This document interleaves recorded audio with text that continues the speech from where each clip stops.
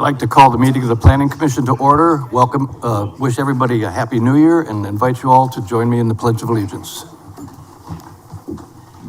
I pledge allegiance to the flag of the United States of America and to the republic for which it stands, one nation, under God, indivisible, with liberty and justice for all.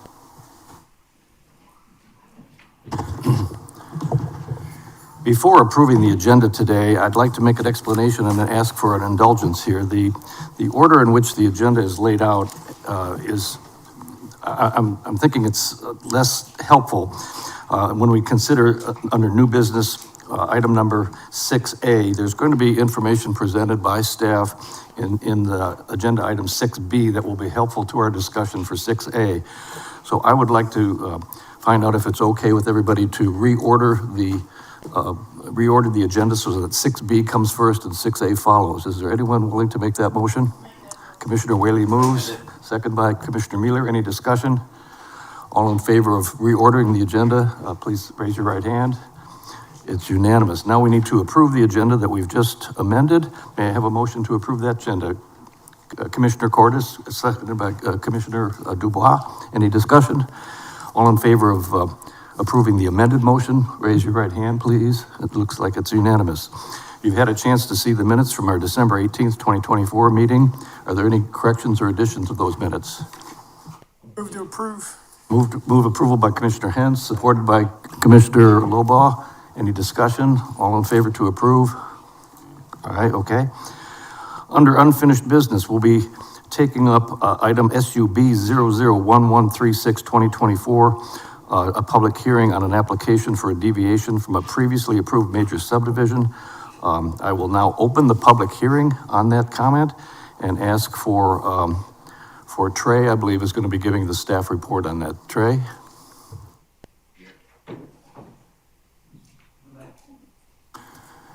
And commissioners, as we're hearing this report, I remind you, unlike some of the items that come before us that are ours to be recommending to others to review and recommend, this one we will actually be making a decision today. So keep that in mind as we hear the presentation. Trey? Afternoon. How's everyone doing? Good. Good. Let's see. Did we pull that up, Shay? Did anybody pull that up prior to the, oh, here we go. Got it. Actually, that's not the, Yeah, just pull the packet from online, okay. but that's, gonna be. It is.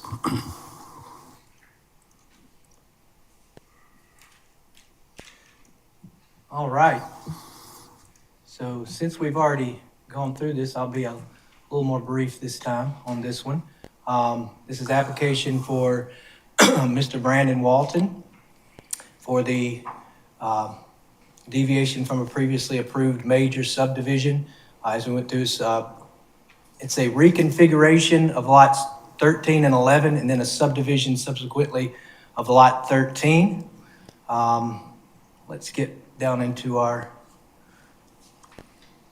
so the lots in question today are up for deviation today are lots U and lots T, part of the Seaside subdivision down in Burks Beach. It's another, and here's the proposal here. Again, lot 13, which is lot T, I believe. No, U, excuse me, lot U. It's proposed to move part of its property line further into lot number T, and then subdivide the lot so that now there'll be 3 lots where there's currently 2. All right, so we'll go over the staff report on that.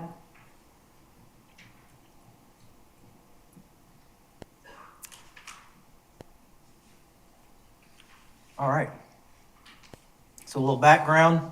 So this is from the applicant. So they've been property owners and permanent residents of Hilton Head since 1970.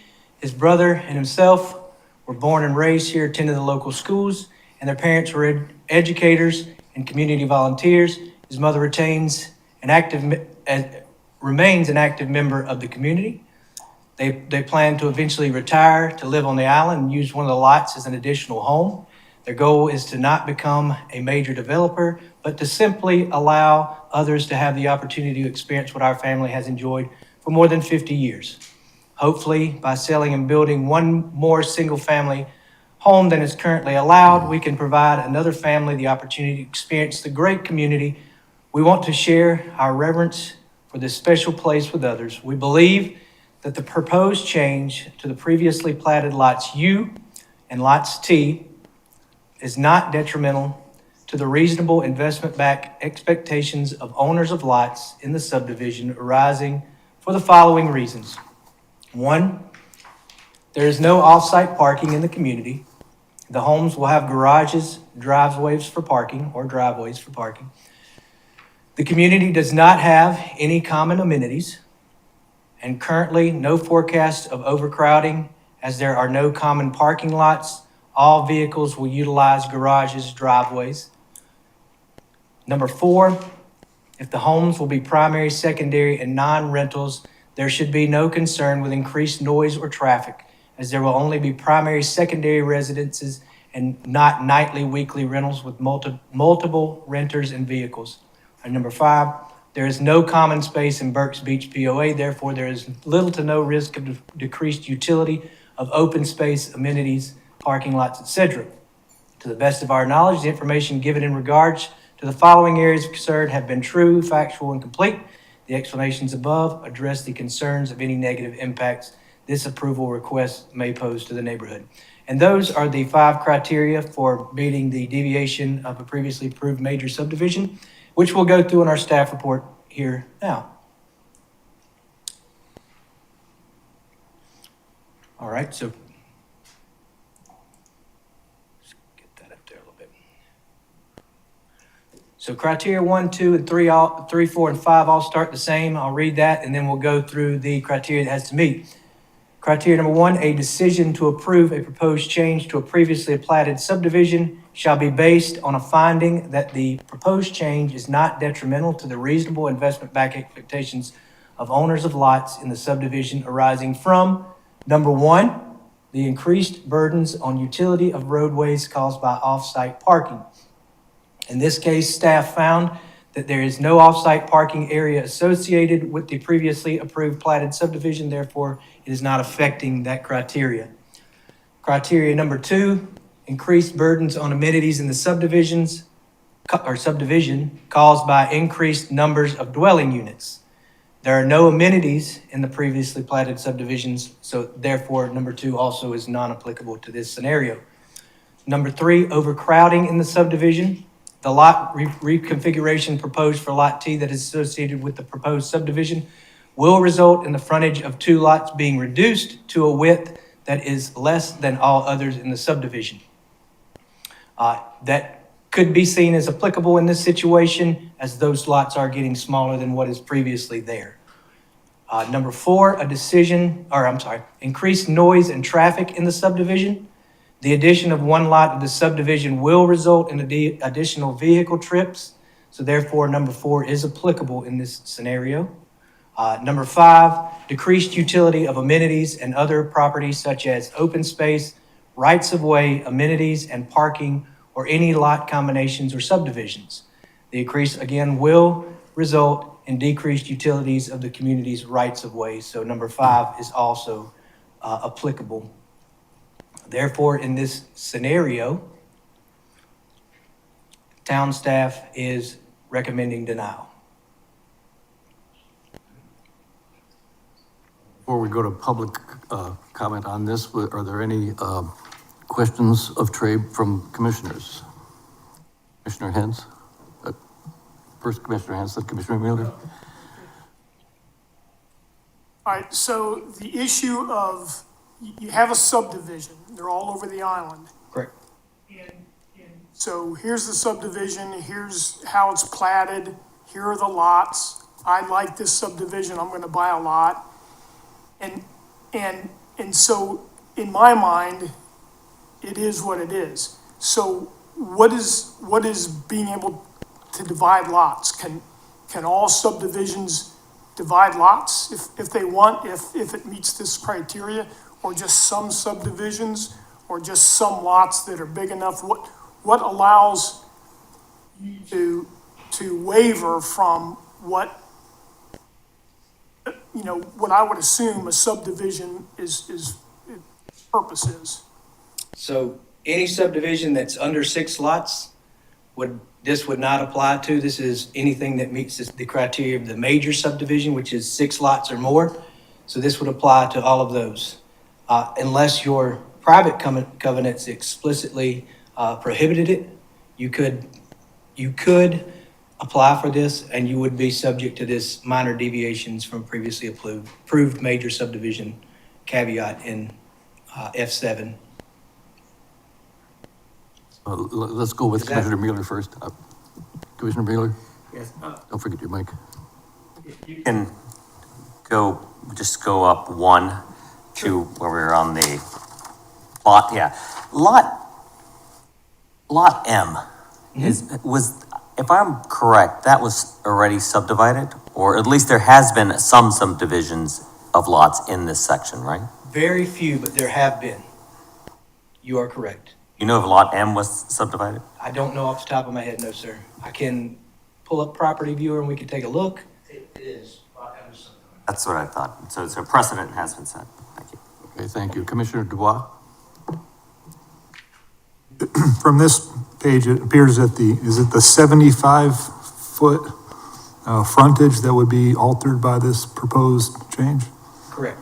And what, again, U and T we're looking at? UNT, yes, sir. So U has got 153.71, is that? Correct. I'm just trying to wrestle with what are the new feet, if you can show the new frontages numbers. So that your new frontage would be for proposed lot 1, 62 feet, proposed lot 3, or should be 2, but lot 2, 49 feet, and then lot 3, 104 feet. So the most significant change would be about 49 feet instead of 75 feet for it to. Correct. Is that 49, excuse me, I'm sorry. Is that 49 feet or is it 49 plus 12? You're correct, it's 49 plus 12. Oh, sorry, yeah. Yep. Missed that there. My apologies, strike that for the record. It would be, 61 feet? 61, 62, 62, actually. and then the end lot, which is greater. Okay, thank you. So 62, 62, and 104, correct. Commissioner Campbell? Has this already been approved by the Burke Speech POA? Yes, sir. Okay. Other question, Commissioner Whaley? Just following up on Commissioner Campbell's question, what is the Burke Speech POA? And is it all lot owners in this POA? And, did all lot owners vote on this? From my understanding, There's a letter in the package, that's why I'm kind of following. from the residents, this was decided on by the board, not the community in entirety. Second question, I see the Waltons, they're longtime residents of the island. Who is Crest LLC? That's the LLC that the owner, Brandon Walton, has personally set up. So first of all, I appreciate you guys' time. And State your name for the thank record. you for, Yeah, could you give us your name, please, for the Brandon record? Walton. Thank you. Brandon Walton. Thank you. Yeah, Crest LLC is the LLC that we put in place.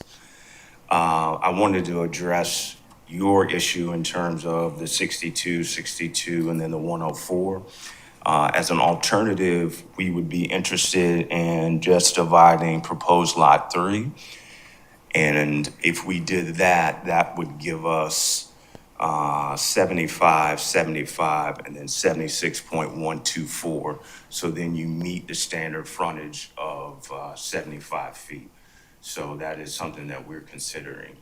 We did not kind of come up with that idea until we had a chance to get with Mr. Williams. So that is definitely something we're considering. The other thing I want to say, and then I'm going to turn it over to him and let him talk after Trey finishes. First and foremost, you guys have been great. Trey has been phenomenal. He's been my point of contact. The staff has been terrific. They've been very timely and indulging me with all my questions. Again, as you can see in my personal statement, we're from here. If anybody understands what Hilton Head means, what it's about, what it stands for, we're those people. I'm not trying to be a major developer. I've thought about it, but I'd be lying if I didn't say I thought about it. But we really want to do this for our family and then also have the opportunity to provide this experience that we've so greatly enjoyed with others. Sure. Trey, did you want to finish up here, or are there other questions? Commissioner Cordes has a question. So that was an interesting point about this. I had the same question because you could slice a pie into 375 foot. Would that have changed your assessment and the town's assessment of this if that had been divided that way? So, again, that would be for criteria number 3. And on that one is not where we drew our conclusion from. It was, we did say that it could result in the overcrowding, but our conclusions were drawn mainly from 4 and 5, which were the increased burdens on the right-of-way, because there is no doubt with an additional home, by fact, there will be an increased burden. I'd like to answer that question. If there's a modification to the application that we've reviewed, we cannot make conclusions or statements on an application that we have not reviewed yet. So we would, if they are going to modify their application, which we'll hear from them next, we would have to reconsider. Okay, thank you. The other commissioner questions for either Missy or Trey? Commissioner Hens.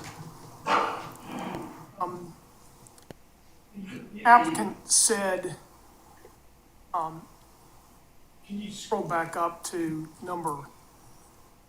scroll down, I guess? The other way. Other way. To look at the applicant's point number 3, I think. Their point number 3. Let's see, down. Oh, yep, there we go. Point number 4, if the homes will be primary, secondary, and not rentals, there should be no concern. And I kind of agree with that. I think these 5 points, if you're looking at them in through the filter of a residential property, I think that you come to different conclusions than if you're looking at as with commercial property, like a short-term rental. So I think I would answer these 5 questions differently through the filter of residential versus commercial. And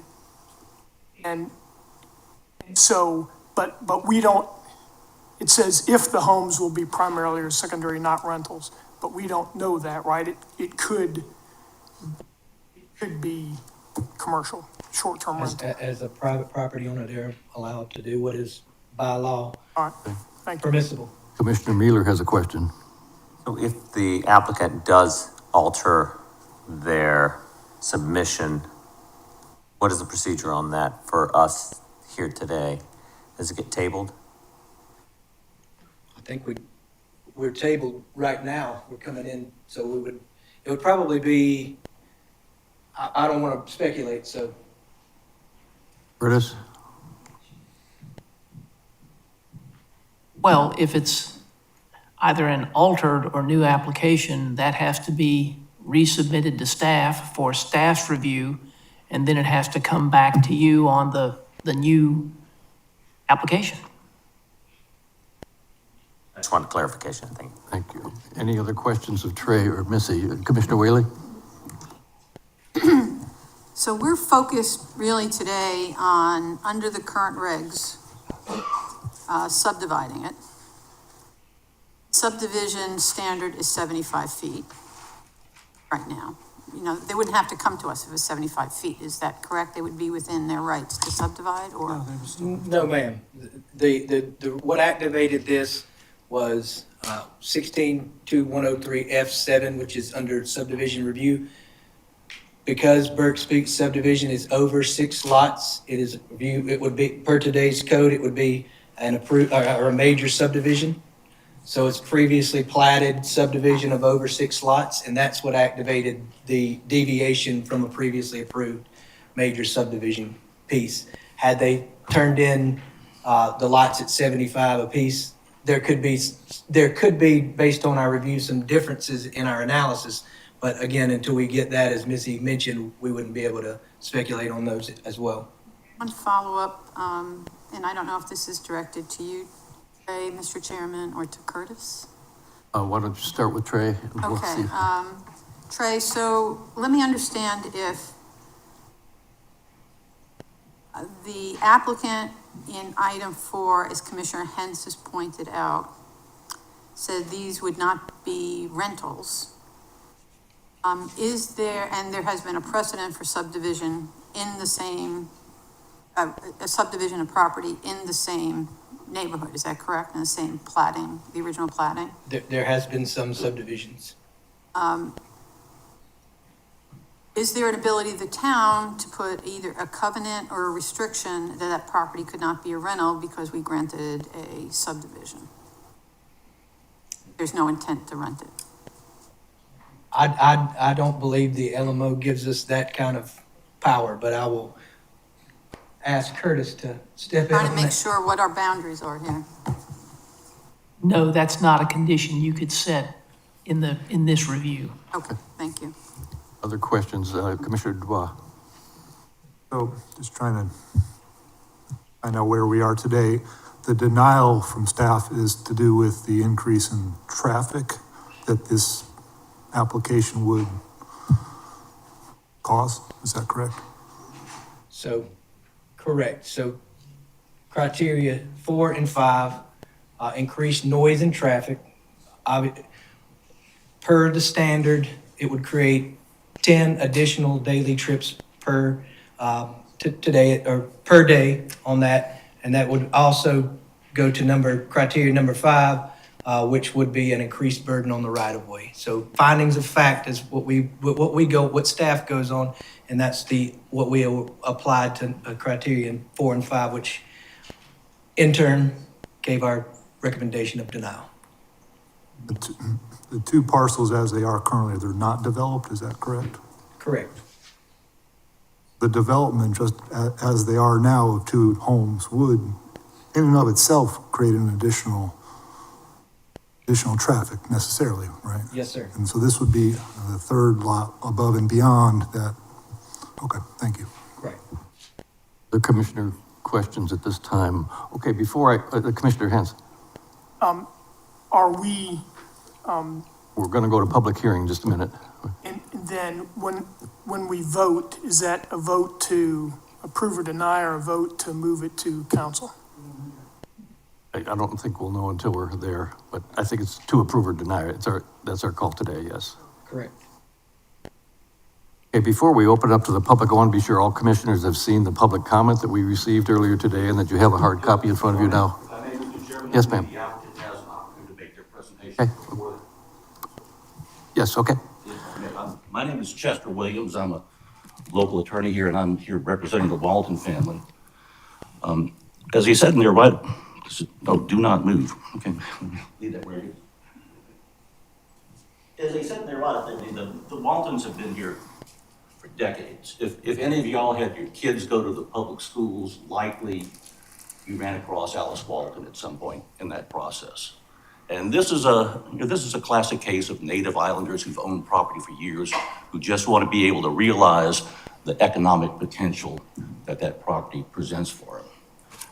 But before I get to the substance of the application, and I think this is one of the reasons why Mr. Coltrane's here, is I don't think the Waltons need to be in front of y'all to start off with.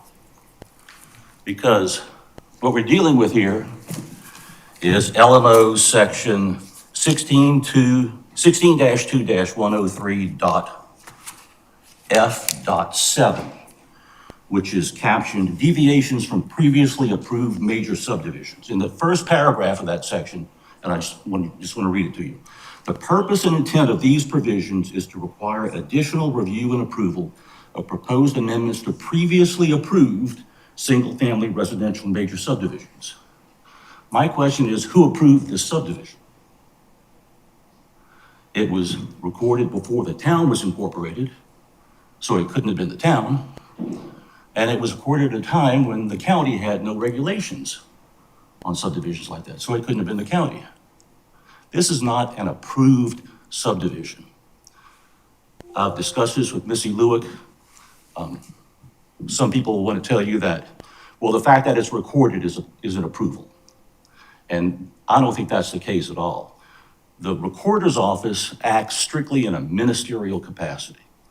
If you present something to the Register of Deeds that is in recordable form, they are obligated by law to record it. There's no approval that goes into that.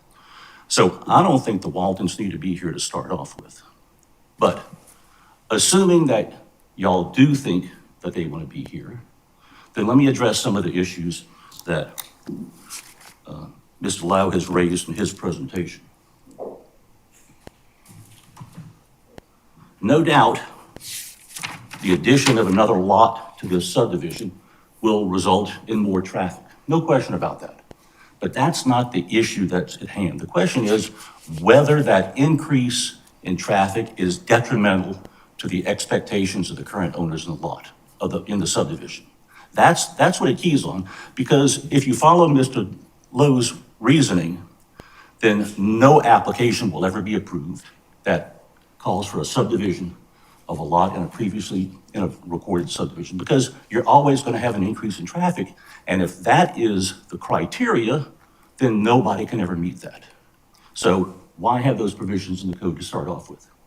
The question is it detrimental to the interests of the other lot owners? So let's take a look at that.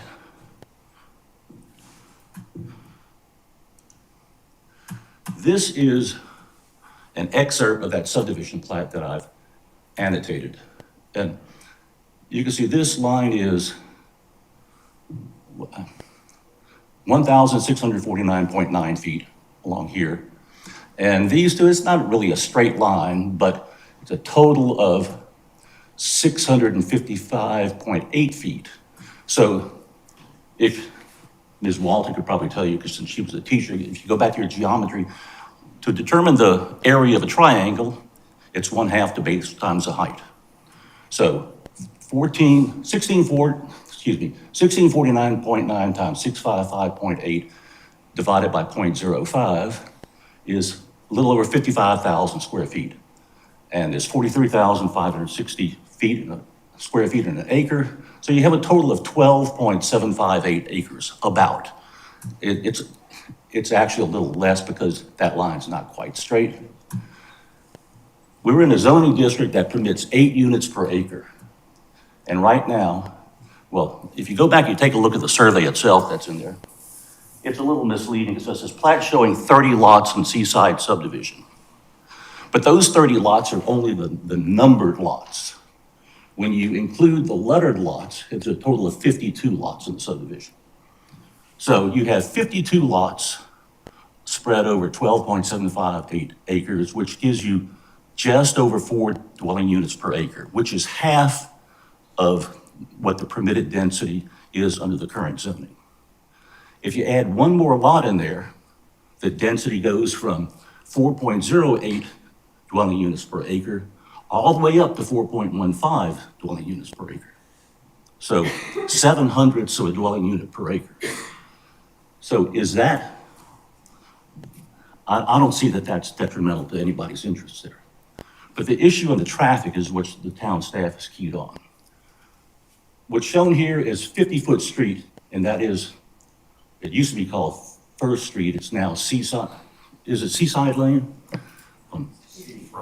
Seafront Lane, excuse me.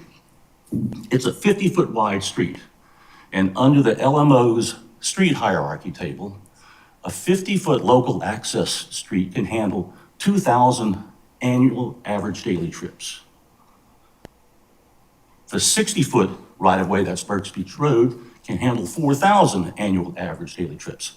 One single-family residential dwelling unit generates 10 trips per day.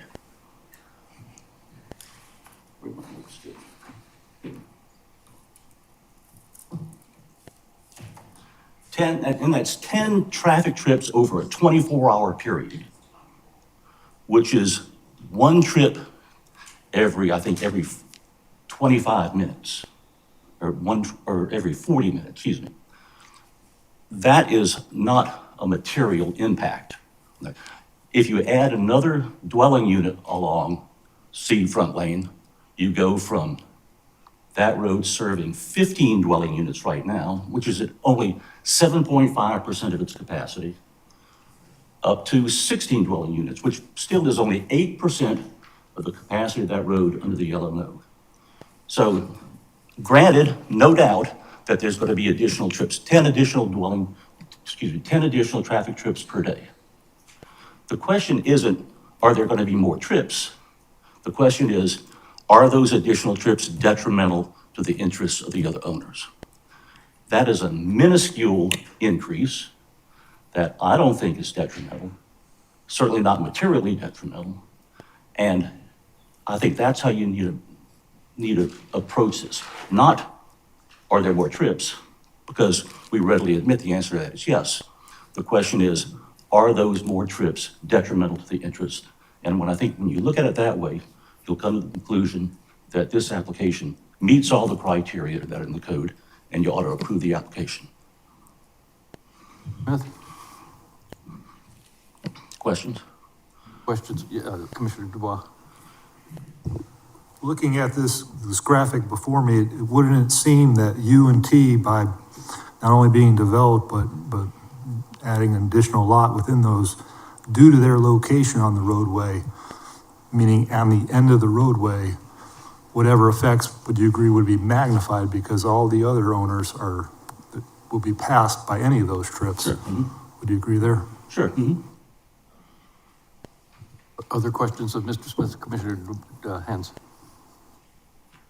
A couple things I'm wrestling with. Again, one is a subdivision is a subdivision for a purpose. That's buy into a subdivision because this is what you're buying. Here's the lots and here's what I can expect.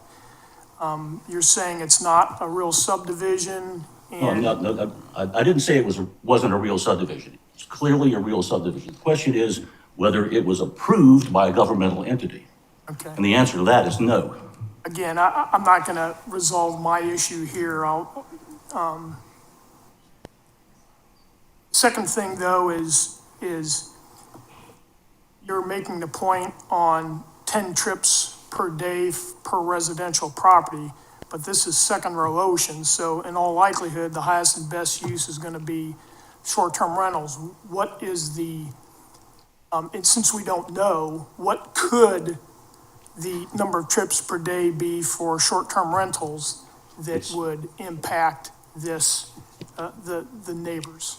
The standard for determining traffic trips is the Institute of Traffic Engineers Trip Generation Manual. And it deals with single-family residences.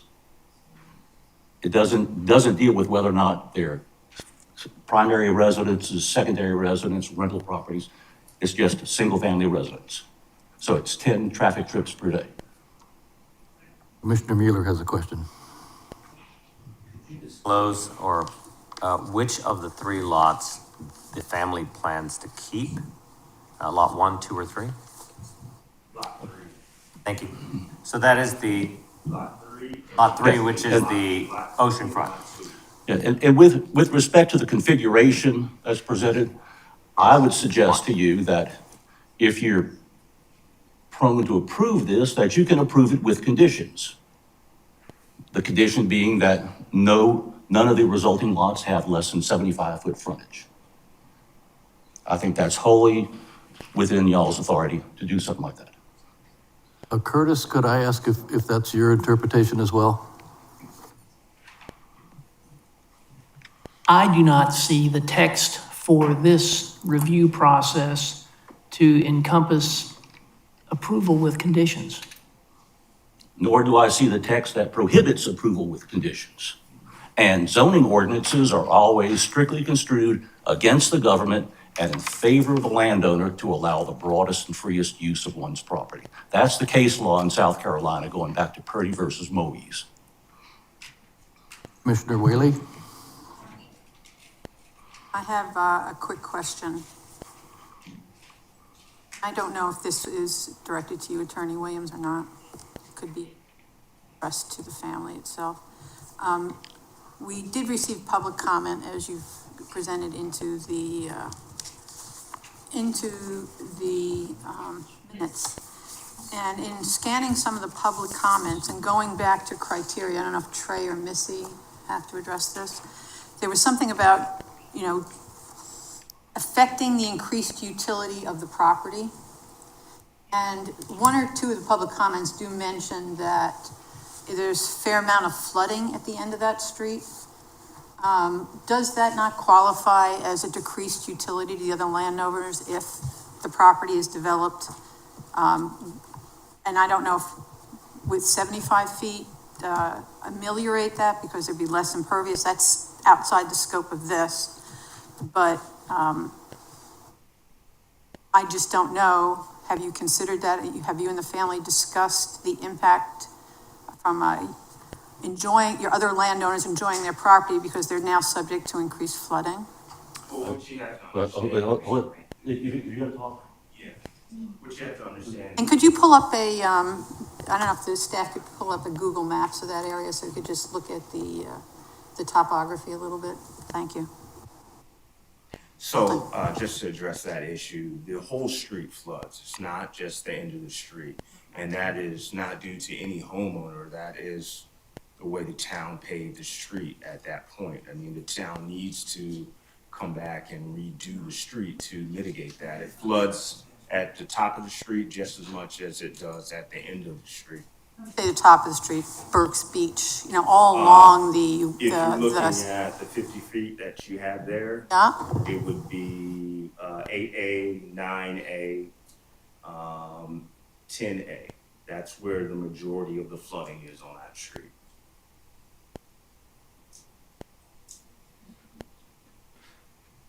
Everyone who's here who wants to speak is going to have an opportunity to, so let's, Ms. Walton, did you want to say something?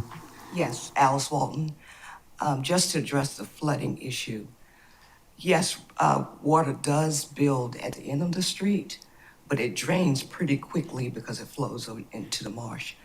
As Brandon said earlier, the basic flooding or the majority of the flooding starts at the top of the street. But there's a flooding area in the entire subdivision. And not along the roads, but at the end of every one of those streets. And we have been working diligently with the town as well as the county about flooding. There were some misunderstandings or not. Drainage pipes were put in when some lots were developed, so it's causing backup. And the town and the county together is supposed to be coming up with a plan to create a better drainage process for that entire subdivision. So it's not just that street, it's the entire subdivision. Thank you. Mr. Smith, did you have any additional comments before I open it up to the others? I want to ask one more question.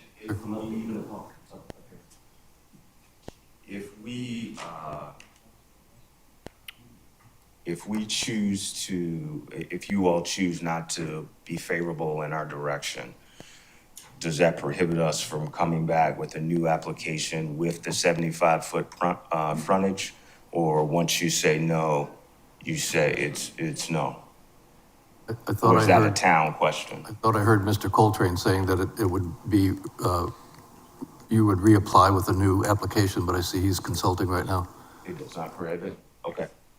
Thank No, you. but the code if an application is denied, the code prohibits the same application being filed for another year.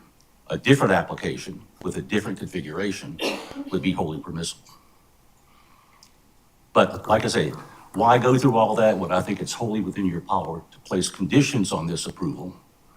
The condition being that no lot have less than a 75-foot frontage.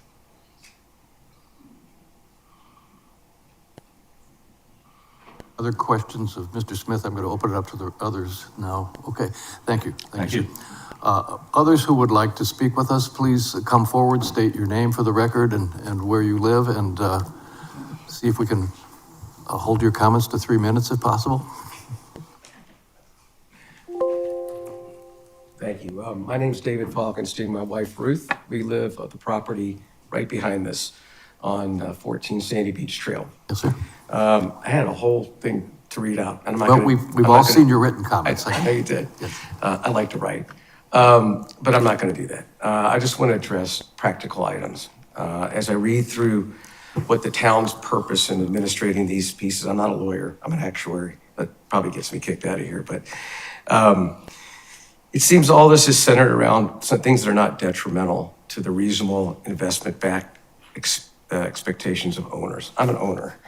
I live here. I don't rent my property. And when I built the house, Ruth and I built the house, we looked at the lot, we looked at the configuration of the lots around us. We set our house up in a certain direction to have certain views and things that were dependent on that lot configuration, those lot configurations that have stood for 60 years. We asked the POA, will this change? No, it won't. In fact, some of the folks that approved this at our POA level never asked us what we thought, never asked the folks whose lot sits right behind it, would be most affected by it, what impact it might have on us. And so I consider that approval minimal, in my opinion. In fact, several of the board members that approved that a year earlier spoke out against smaller lots and changes in house sizes, and seems very inconsistent to me on that basis. Now, we can talk about the flooding, and it's indisputable, and I can share these pictures. The road does not flood towards Burke's Beach Road. This is my house, and I sit right next to the marsh, and that water's 5.5 inches deep, and it happens all the time. And I have pictures of Seafront Lane flooding all the way to the back of the cul-de-sac where these lots are. I respect everybody's right to own a lot and to sell the lot for whatever value they can get. They should. They've owned it, they paid the taxes on it, they deserve it. But fundamentally allowing folks to change something that affects the investment-backed involvement of another owner, and owner to me is one or many, is what you're empowered not to allow to occur. And that's what's going to occur here, okay? And again, I could go through a whole piece here, but I'm not going to do that. Because to me, this is a practical item to protect the residents of this community, of this island, to keep the integrity of this place together. And one of our problems at Burke's Beach is the vast majority of homes are rentals, where the owners are not known, they're not there, they don't see any of this going on. They have no idea this is happening, they don't care. They don't care until they get cited for cars being on the yard, cars in the street, refuse, traffic, whatever, noise going on at 1 o'clock in the morning, and that's okay. We moved in a rental community, I get that. But to me, I made an investment and was based on how these lots were set up. And that investment's going to be diminished by an approval to split these lots, and that's Thank you, my Mr. piece. Falkenstein, appreciate it. Thank you. Other comments by people in the audience who want to talk with us on this topic, please? Yes, ma'am. Yes, my name is Debbie Scordato. I live at 2 Seafront Lane. I've been there since September. I'm an owner. I don't rent my house. And I just would like to rebuttal some of the comments that were made on the issue of traffic. These houses, when they were originally there, were very small. People are building 8,000, 9,000, 7,000 square foot homes. These people are bringing in 8 to 10 cars, parking all over. So just if those cars go out twice, that's 20 trips. 20 trips. How many lots do you have right there? 1, 2, 3, 4, 5, 6, 7, 8, 9, 10, 11, 12. 12 times 20. That's just if they go out twice. It's very disheartening to see that all these comments are based on very antiquated building structures, because these houses are not 1,000 square feet, 2,000 square feet. They're almost mini hotels. They have commercial licenses. They have cleaning class. They have concierge services. And even though the owners say that they're not going to rent them, there is nothing that's going to prohibit them, once they get approval, to change that. And I'm down at the end, right where all the flooding happens. And although it does drain, a lot of the flooding is permanently there every single day. Every morning I wake up to a puddle because of their sprinkler systems and the showers.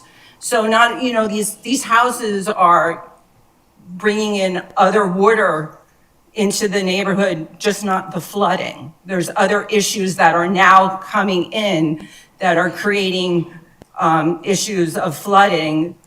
The water's never draining. It's always on. You have mosquito problems now. You have all kinds of issues, but I don't think you go. Thank you. Thank you for your comments. Others in attendance who would like to speak with us on this topic? Anybody else? Yes, sir, please come forward. Excuse me? Could you come forward and give us your name at the podium?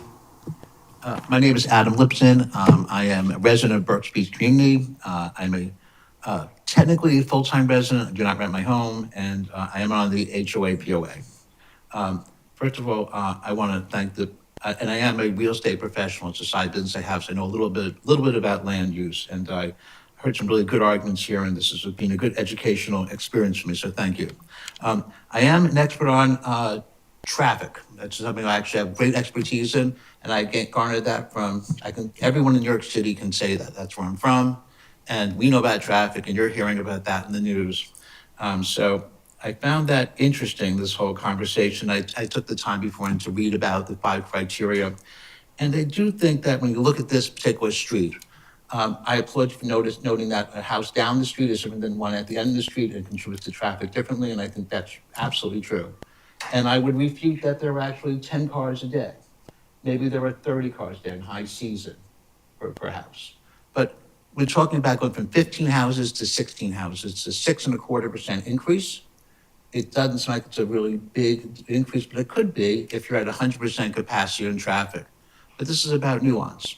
Capacity, if you're at 100% or 110%, 6% is pretty dramatic. It could really impact, but this street is not, even at peak season, if it's at 30, if it's at 40, it's still not high traffic. Maybe it's a car every 2 minutes. We're not really talking about that. Debbie Scarduto, my esteemed neighbor, made a pretty good argument about water parking. I think I want to distinguish enforcement issues from regulatory issues. Those laws need to be enforced in a certain way, and if they're not enforced, it doesn't matter how many houses there are.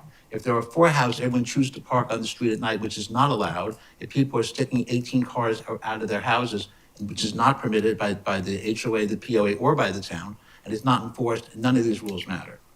I look at this truly as an issue of nuance, and I do think I'm an advocate for, but David said something interesting, he's concerned about the configuration of his house, and I think his comments were incredibly fair about his rights being impinged upon. But I do think it's an issue of nuance, and I do think that they have some rights too, as well.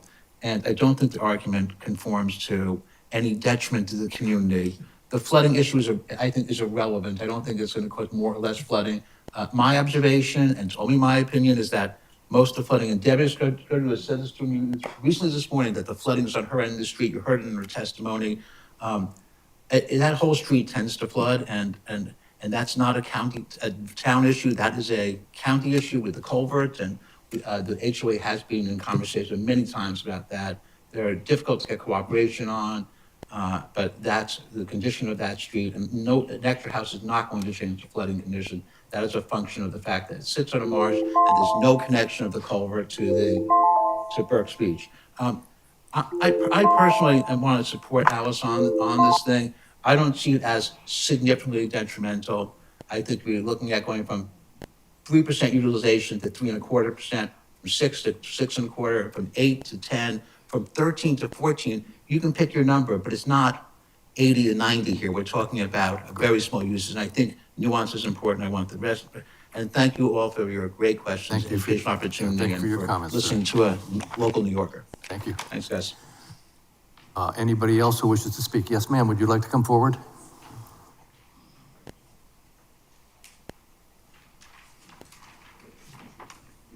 Good afternoon. My name is Margaret Green Johnson, and I'm a resident of Hilton Head Island for the last 40+ years.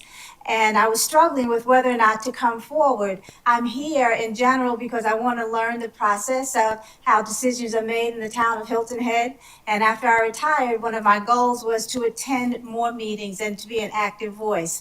I didn't know about the agenda item, but I do know Alice Walton. And I'm not sure whether character and integrity come into how decisions are made, but I can tell you that when I moved here over 40 years ago as a newly single mom to join my mother and father, native islanders of Hilton Head, Alice and her family welcomed me warmly. And I have only seen from her and her family the greatest respect for all things Hilton Head, for all people. And again, I trust and believe that whatever they commit to do with anything that they have to say about this property, their word is their bond. And again, I'm not sure how that comes into your decision-making, but if character and integrity have anything to do with it, I strongly support their application and your approval of their application in either this or the future. Thank you. Thank you for your comment, I appreciate it. Anybody else? Yes, ma'am? Thank you. My name is Ruth Falkenstein. I also live at 14 Sandy Yes, Beach ma'am. Trail. And I just have two things. One being that I know I think one of the criteria, and the Waltons very nicely said that they will not be renting them, but I think we all have to go into this with the assumption that these houses could be rented. That is a reality of Hilton Head, unless you're in a plantation that doesn't allow it, and Burke Beach does. So I think as a homeowner, we have to look at it as it likely will be rented. Second thing is, with the POA not consulting the neighbors and it just a 4-member board voting on it, I feel like at some point the neighborhood, it's very much affects the whole neighborhood. And we should have all been at least told that this was even a consideration. We did not find out even that this was going to be a application until we woke up on August 13th and they were plowing down the trees, I believe without a permit, and I had to call the city or the county and find out what was happening. So I feel like the POA should have consulted us, but all that being said, definitely feel like we need to consider that these houses could very much be rentals. Thank you. Thank you. I'm going to ask one more time. Anybody else would like to speak with us? I'm going to close the public hearing then. Before we go to commission discussion on this, Mr. Coltrane, could you give us one more time your take on if the application is not approved today, and we can't approve it with conditions, but if it comes back to us in 30 days in a different configuration, is that still a possible outcome? I just want everyone to know what our options are. If I understand the question correctly, so let's start with this one. If the application is denied today, the applicant can come back with a different application, meaning a different configuration of the two lots, which would be a different application. The applicant can do that. Within a 30-day time frame? They wouldn't need to wait for a year, right? No, they would not need to wait. Okay. Because it's a new application, it's different. Again, and Ms. Luke and I have been through this, the process, that's loud. The process today gives the Planning Commission the ability to approve or deny. Doesn't include it doesn't include the approve with conditions. But again, that doesn't prevent the applicant from coming back with some different application if this doesn't come forward. Was there a third? That was the clarification I was asking for. Does anybody else want additional clarification on our options? Commissioner, okay. All right, thank you. Commissioner Hens. Yes, what are we voting for? To send this to council? No, or to no. approve this? This is to subdivision? approve or deny with the understanding that if it's denied, it can come back with a different configuration in And if another it's meeting. approved, they can subdivide. That's correct. So, yes, Commissioner Dubois. Is it correct that if it's denied today, that there's nothing to stop the applicant from developing the two lots as is, correct? Yeah. Correct. Yes. Final comment from me. Yes, sir. If it is approved, I think we still have the ability to do the 75 versus having to wait another 30 days and come back and reconfigure. You guys could hold us to that in terms of our plan, because that's the best plan. to meet the standards of the community. So the frontage would be 75, 75, 76.124. And we would hold to that outside of what you see there, which is the 62.02, 62.02, and then the 104.85. Okay. I appreciate that, and I have every confidence that you would do that, but I think we're acting on the application as it exists right now, so, what is the, pleasure of the commission? Who would like to advance a motion of any sort? I would move that we advance the motion. What motion would that be? The motion that's on the table. Mr. to Chairman? approve this. I think either you should find out if either staff or the applicant has any further comments following the public comments. Okay, thank you for that suggestion. Mr. Smith, do you have anything else that you'd like to add to your or on behalf of the owners? Not unless anyone has any questions, but I mean, I tend to agree with the gentleman who said, it's a detrimental, it's a judgment call. I mean, is it materially detrimental? No, I don't think so. I don't think any of y'all do. So, and I think that's the key issue here, is an increase of the capacity of the trips on that street from 7.5% of the capacity now to 8%. Is that a detriment to the owners down there? I don't see it. Maybe y'all disagree. Any other commissioner questions of Mr. Smith? Okay, would staff like an opportunity to speak to us any further? Sure. Okay, it's back to us then. So, yes, sir, Commissioner Lobaugh? I guess I'm a little conflicted because I'm in favor of approval, but I would like to have it at 75 feet per lot, because I think that's more consistent with the community. So I'm unclear on if we can approve, make a motion in that fashion or not. My understanding is that we're voting on the application as it exists today, and if we approve that, that will be what is done, even if the family intends to do it in the 75-foot range that they have declared they were. If we deny the application today, they could come back to us with a reconfigured application that we could consider on February 19th. I believe, Mr. Coltrane, are those our options? Yes, sir. Thank you. And with all due respect, I mean, I disagree. Every application that comes before y'all, you have the opportunity to approve with conditions, or deny. I don't see if this is if this is a staff approval subdivision, the staff has the ability to approve with conditions, or deny. And I think y'all have the exact same authority here, regardless of whether or not it's specifically spelled out in the code. Thank you. I appreciate your advice on that, Mr. Smith, but I'm feeling bound to follow the advice of the legal advice of the town attorney. So we'll keep that standing for now. Yes, ma'am. We've closed the public hearing. Is there?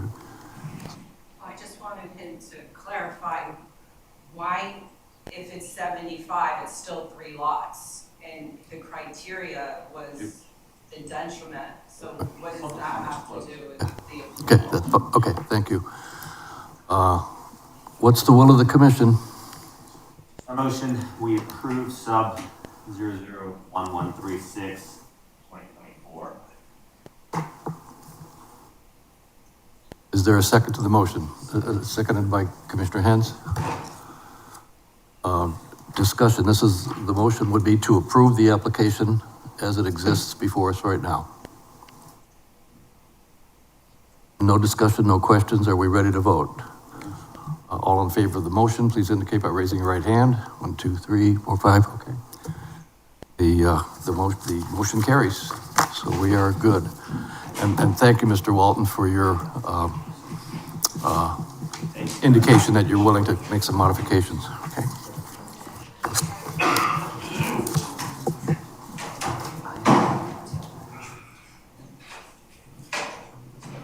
Okay, we are going to move next to the reordered agenda item listed on your agenda as 6B, which is a presentation on land management ordinance priority amendments. I believe that's going to be given by Missy Lewick. So Missy, would you come forward?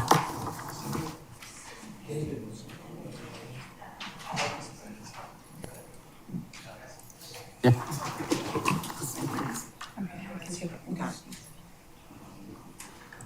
It's right here.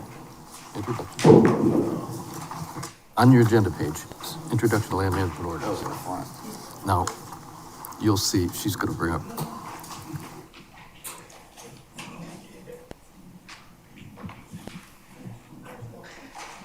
Good afternoon. My name is Missy Lewick. I'm the Director of Planning.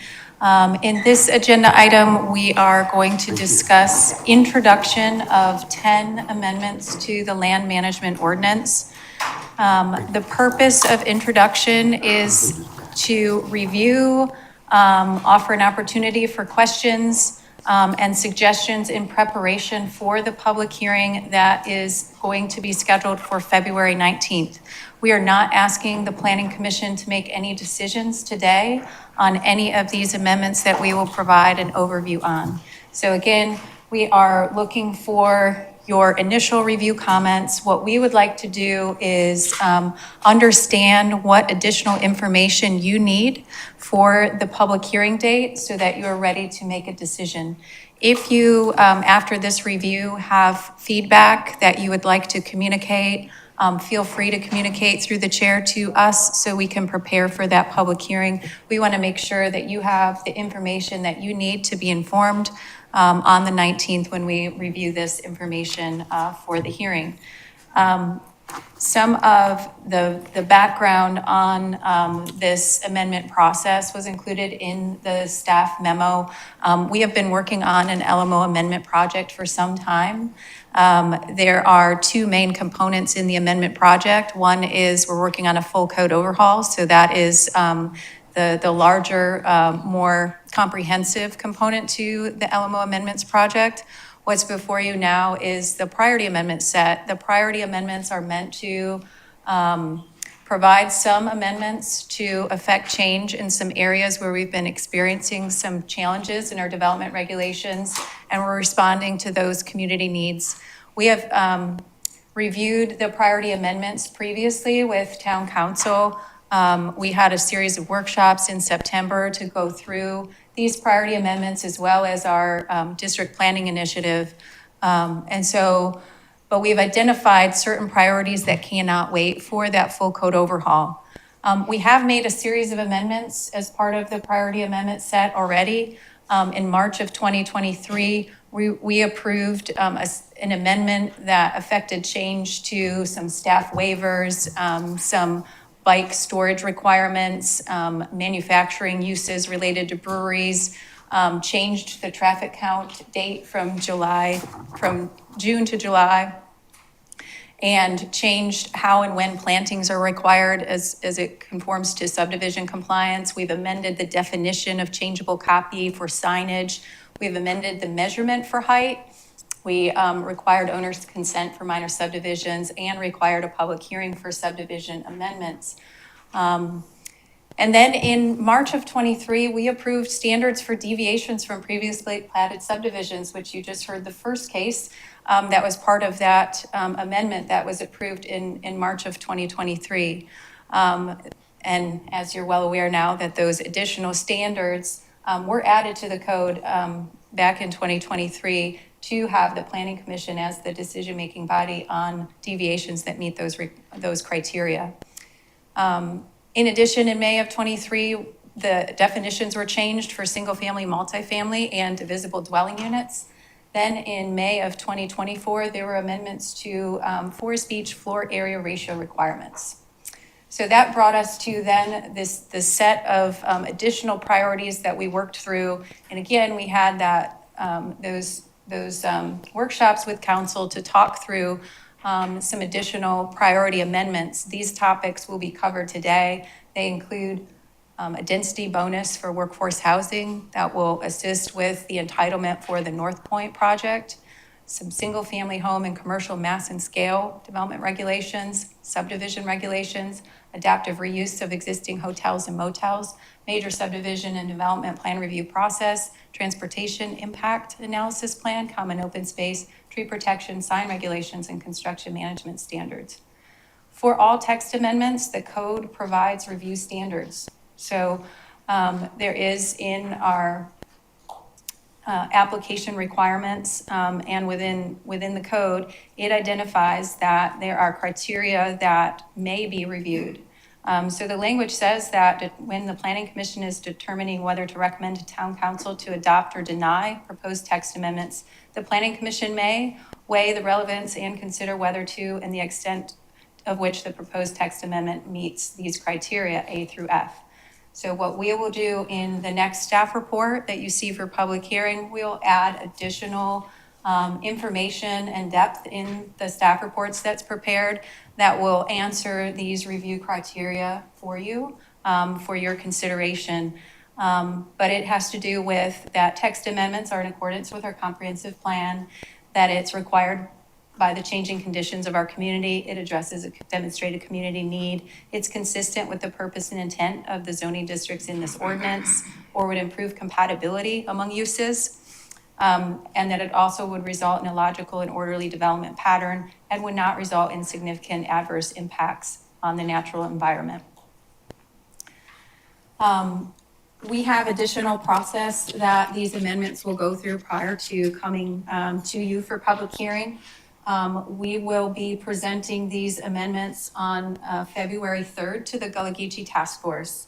The Gullah Geechee Task Force is a subcommittee of the Planning Commission, and we will be reviewing all of these amendments with that body for their review prior to the public hearing.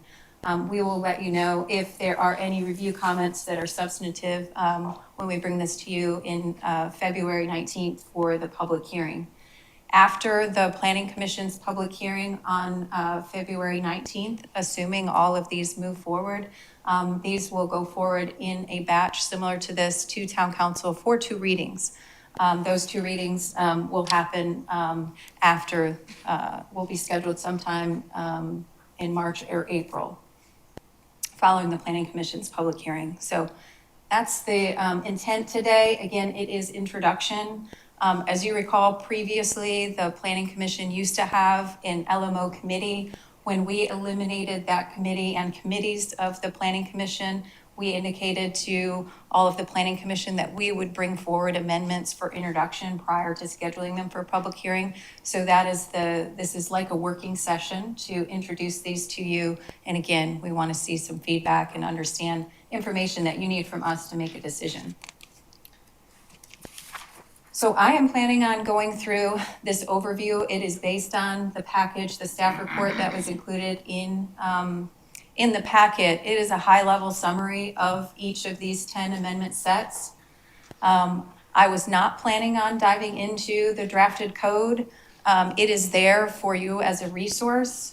If you have questions that are specific to the code as drafted, feel free to bring that up. But again, we will address the specific code language and the code in the public hearing that follows. But if there's something substantive that we need to prepare for, or there's language that is not clear, please do bring that up now or leading up to the public hearing, and we will work to address that. So the first item, the first piece of priority code is a workforce housing density bonus text amendment. And this is, the impetus for this is the North Point Public-Private Partnership site and the entitlement requirement that the town, per the development agreement, works to entitle that property.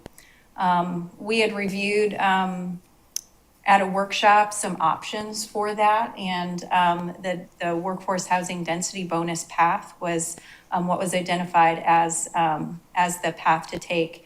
The site itself that the North Point project is on is approximately 11 acres. It's located on William Hilton Parkway near the Cross Island interchange, located near key community amenities. It is envisioned as an energy efficient, sustainable neighborhood with development of a range of 150 to 170 units with a mix of 1, 2, and 3 bedroom units. Workforce affordability is central to that project with an area median income range between 60 and 150% of Beaufort County. There will be affordability covenants as well that will be part of that project. However, what we're talking about today is not the project itself, but it is the text amendment that will enable that project. There will be a zoning map amendment public hearing that will be before you in February as well. And that will be to propose a rezoning of that site. It is currently zoned Parks and Recreation to RM12. The proposed amendment before you is an amendment to the Workforce Housing Density Bonus Program to add RM12 as an eligible district for the Workforce Housing Density Bonus Program. There are some criteria for that. So the RM12 properties that would be eligible for the density bonus have to have at least a 5-acre minimum parcel size. There are some restrictions that there be no group living uses, that there's a minimum separation from the airport, that the property is located on a major arterial road, that it prohibits the density bonus option within existing single-family residential subdivisions. It requires, or it allows up to a 25% density bonus, allowing up to 15 dwelling units per acre if at least 50% of all units qualify as workforce housing. It also would increase the allowable impervious coverage from 35% to 45% if at least 50% of all units qualify as workforce housing units. Mr. Siebold, I would like to ask if you would like me to stop and for questions after each text amendment or just plug through the. Thank you, let's do that. Is Okay. any questions on that particular item? And again, we'll be studying this between now and February 19th and have other opportunities to pose questions, but anything that occurred to you right now, Commissioner Loba? You turn your mic off. There you go. I just had one quick question as it relates to short-term rentals. In changing these designations, does any of this become qualified or able to be short-term rental, or does that get blocked in qualifying for the higher density? Is that one of the criteria that it can't be a short-term rental? I believe it is, but I will verify that and get back to you. Commissioner Whaley? Thank you. Hi, Missy. Thank you. This is quite the tome here. 2 questions on changes 7 and 8. I don't need an answer today. I'm just kind of raising the issue, I think, more than anything else. On 8, the impervious cover from 35 to 75%. Is 40. this 45 to 45%? Oh my God, what did I say? So this text amendment is specifically for the property.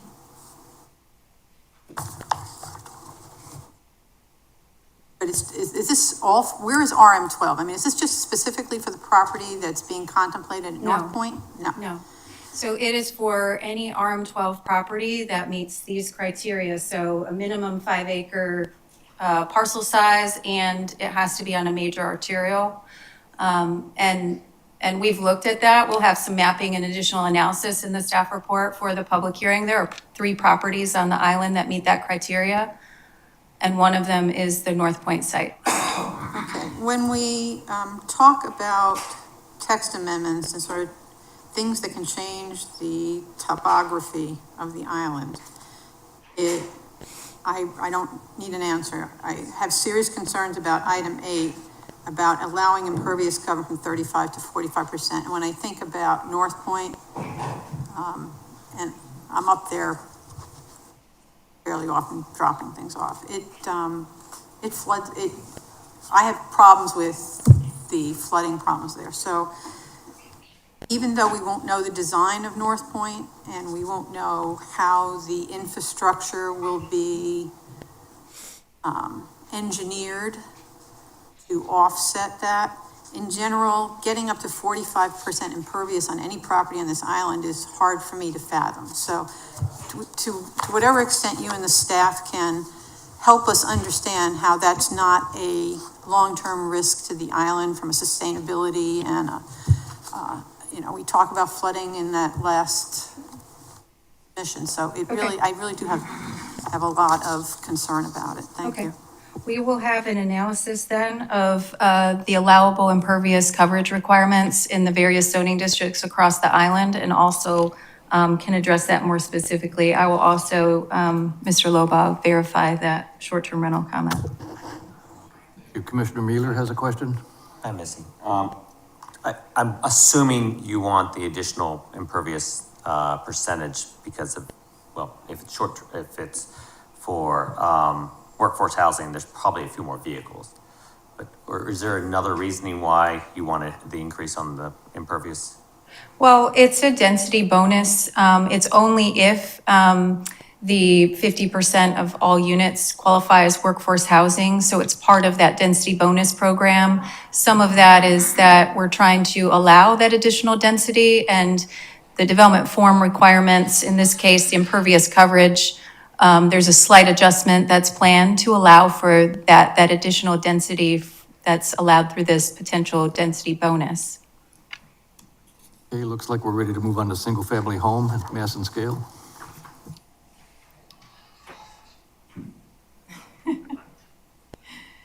So we also have heard from the community, the past planning commissions, our design review board, that there are concerns with both our single family and commercial mass and scale and some of the newer developments that are going in on the island, and that they may be more out of character with the both residential and commercial developments that surround them. So part of what we're looking at addressing within the current priority set, again, this is a limited solution here, and we will address this in more detail in the full code overhaul, but it is to propose a slight adjustment to how we measure building height, and then to restrict some of the existing allowable encroachments. So currently for residential, we measure, so for a commercial building, we measure from 11 feet. For a residential building, we measure from 13 feet above base flood elevation. And the proposed change is to instead measure from pre-development grade, measuring from the ground level, instead of that base flood elevation. That base flood elevation could be above grade. And so when you're measuring your building height, whether that's 35 feet or 45, if 35 or 45 doesn't happen at the ground, then it does have an impact on the overall height or that mass of what you would experience from the ground. The second item is that we have setback encroachments that are allowed for all structures, residential or commercial, with a variety of encroachment allowances.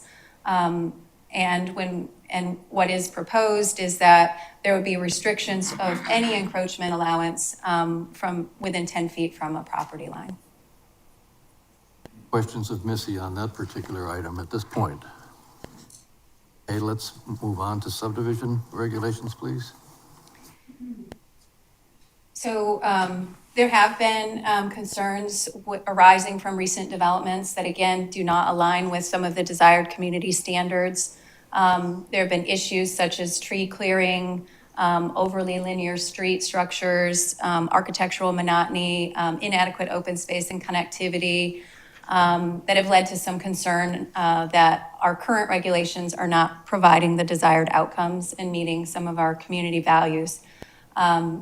We do have subdivision regulations that are scattered through multiple sections of our code, and we are looking to, in the full code overhaul, have a more comprehensive review and analysis, and bring our development regulations more into alignment with that vision and in line with those community standards. But for the priority amendment, we are focusing on some connectivity improvements that can be made right now. So currently, the code does not mandate that sidewalks or pathways or connections to our existing transportation and pathway networks are made. It is a recommendation. And so what we're proposing in the priority set is a requirement that pathway and sidewalk connections to open space amenities and town pathway systems are part of the subdivision regulations, that it requires pathways and sidewalks on one or more both sides of the street, depending on the neighborhood context, and also that there are design standards for pathways and sidewalks.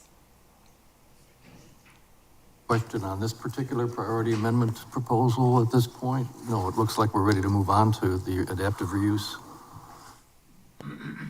Okay. Adaptive reuse of existing hotels and motels.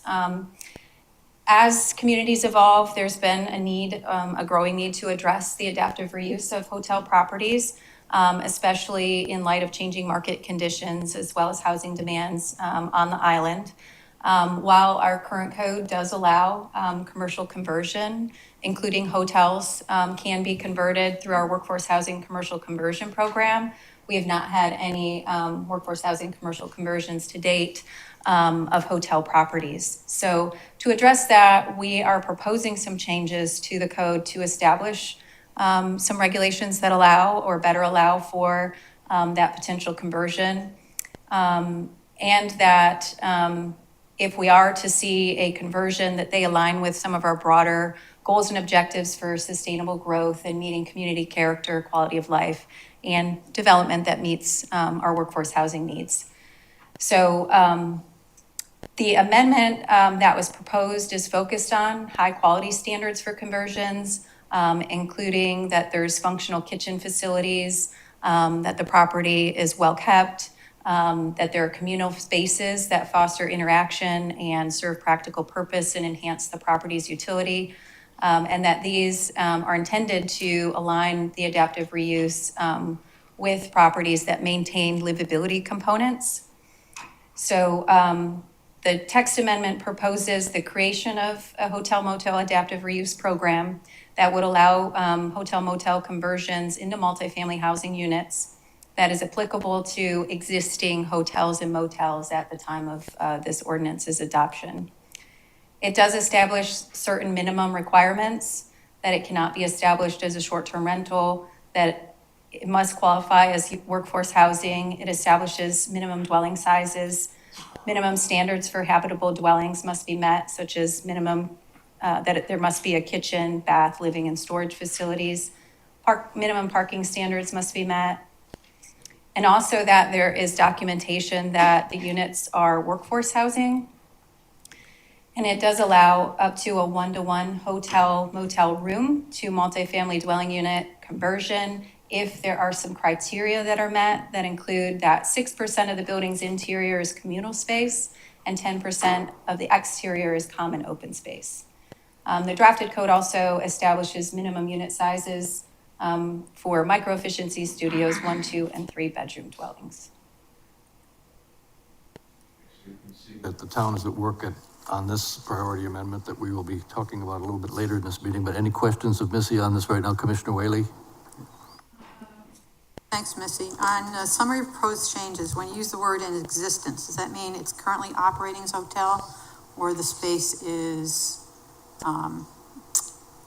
already in the past operating as a hotel and it's not there today? In other words, That it has to be currently a hotel. Operating today. as a hotel, you know, they're accepting guests today, not just it's a hotel, but they haven't used it that way for a while, for whatever reason.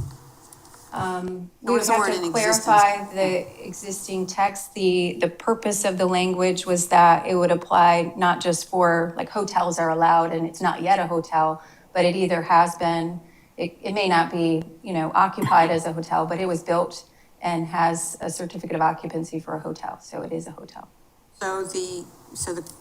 So is it correct for me to say that if it had been permitted as a hotel and had a certificate of occupancy as a hotel, but effectively wasn't operating as a hotel, it would still be permitted? I guess I'm not following what your question is. The intent here is that it applies only to hotels and motels that exist today that could be converted. So is your question related to? It's actually operating, getting revenue as a hotel today. So I could have a hotel building and maybe only have a property manager staying there or, you know, allowing a few people to stay there, but it's not an ongoing business as a hotel. It's intended that your scenario you just described, it is a hotel building, could utilize this amendment. But not currently operating as a hotel to the general public. Is that correct? I'm just trying to make sure that we're very clear, because in existence is kind of like yeah, it's in existence because there's a footprint there and there's a building that once operated as hotel, but now it just has property managers or other people. Well, we will make sure that the actual drafted code language is specific enough on the It's word of applicability. existence, yeah. Yes, and I believe it has different language in the drafted code. Okay, and then the other question I have is on the summary of proposed change in number 4.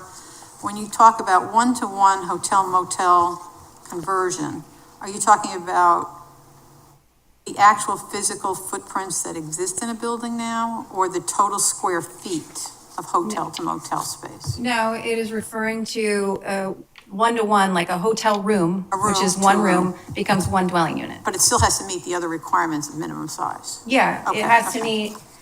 meet the minimum sizes, it has to have this interior communal space and exterior common open space and all the other requirements that are Plus identified. these 2 additional requirements. Correct. Okay, I got it, thank you. Commissioner Mueller. MSC, just one question on 2B, when it says must qualify as workforce housing. Is there a percentage of the, say, renovated hotel? Could half of the hotel be renovated and that be workforce housing? Is there a percentage in that language? There is, and, I believe it says, and Trey, help me, I believe it says Left. all units. Is that correct? He left. Oh.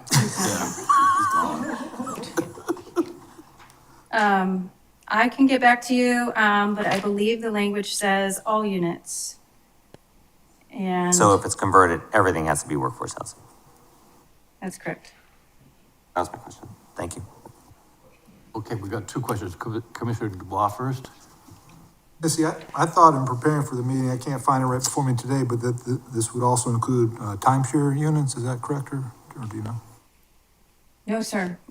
This is just for hotel motels, and this does not, it is not a program that would convert existing timeshares. Commissioner Campbell. See, this is new dwelling size must be, do you know what that size is, or are you gonna have the? Yes, it is in the drafted code that is actually on page 67 of 158 in the packet. It anticipates that, and I could scroll to it if you want me to, but micro efficiencies would be 210 square feet, studios 300, 1 bedroom 420 square feet, 2 bedroom 562 square feet, and 3 bedroom 698.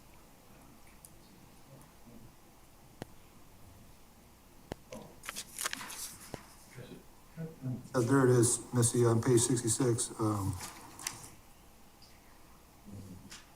Item B2, or BIIF.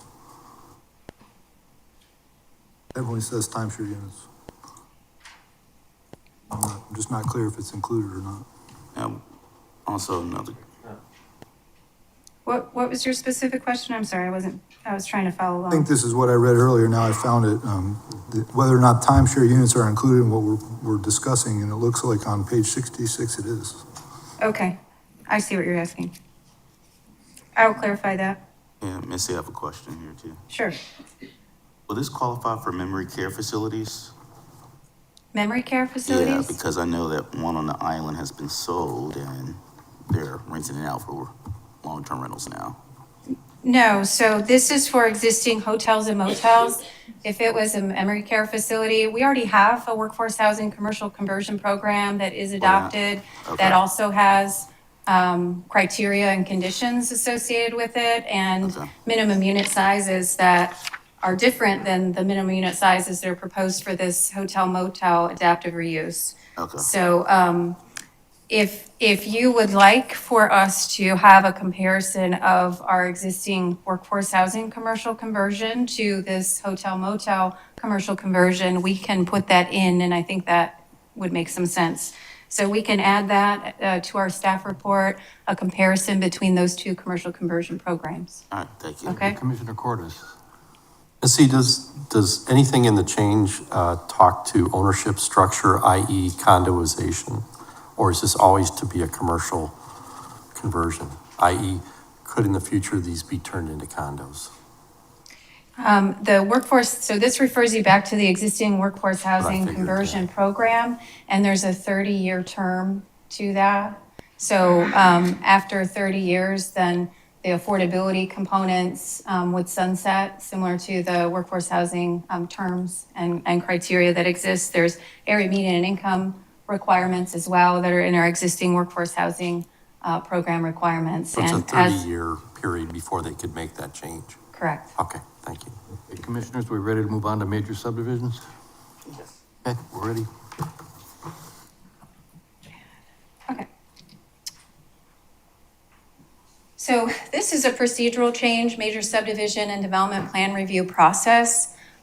We have been bringing major subdivisions and major development plans to the Planning Commission, but it is not yet codified that process is in our land management ordinance as a requirement. So what this does is the practice of bringing major subdivisions and major development plans to the Planning Commission will be in our code.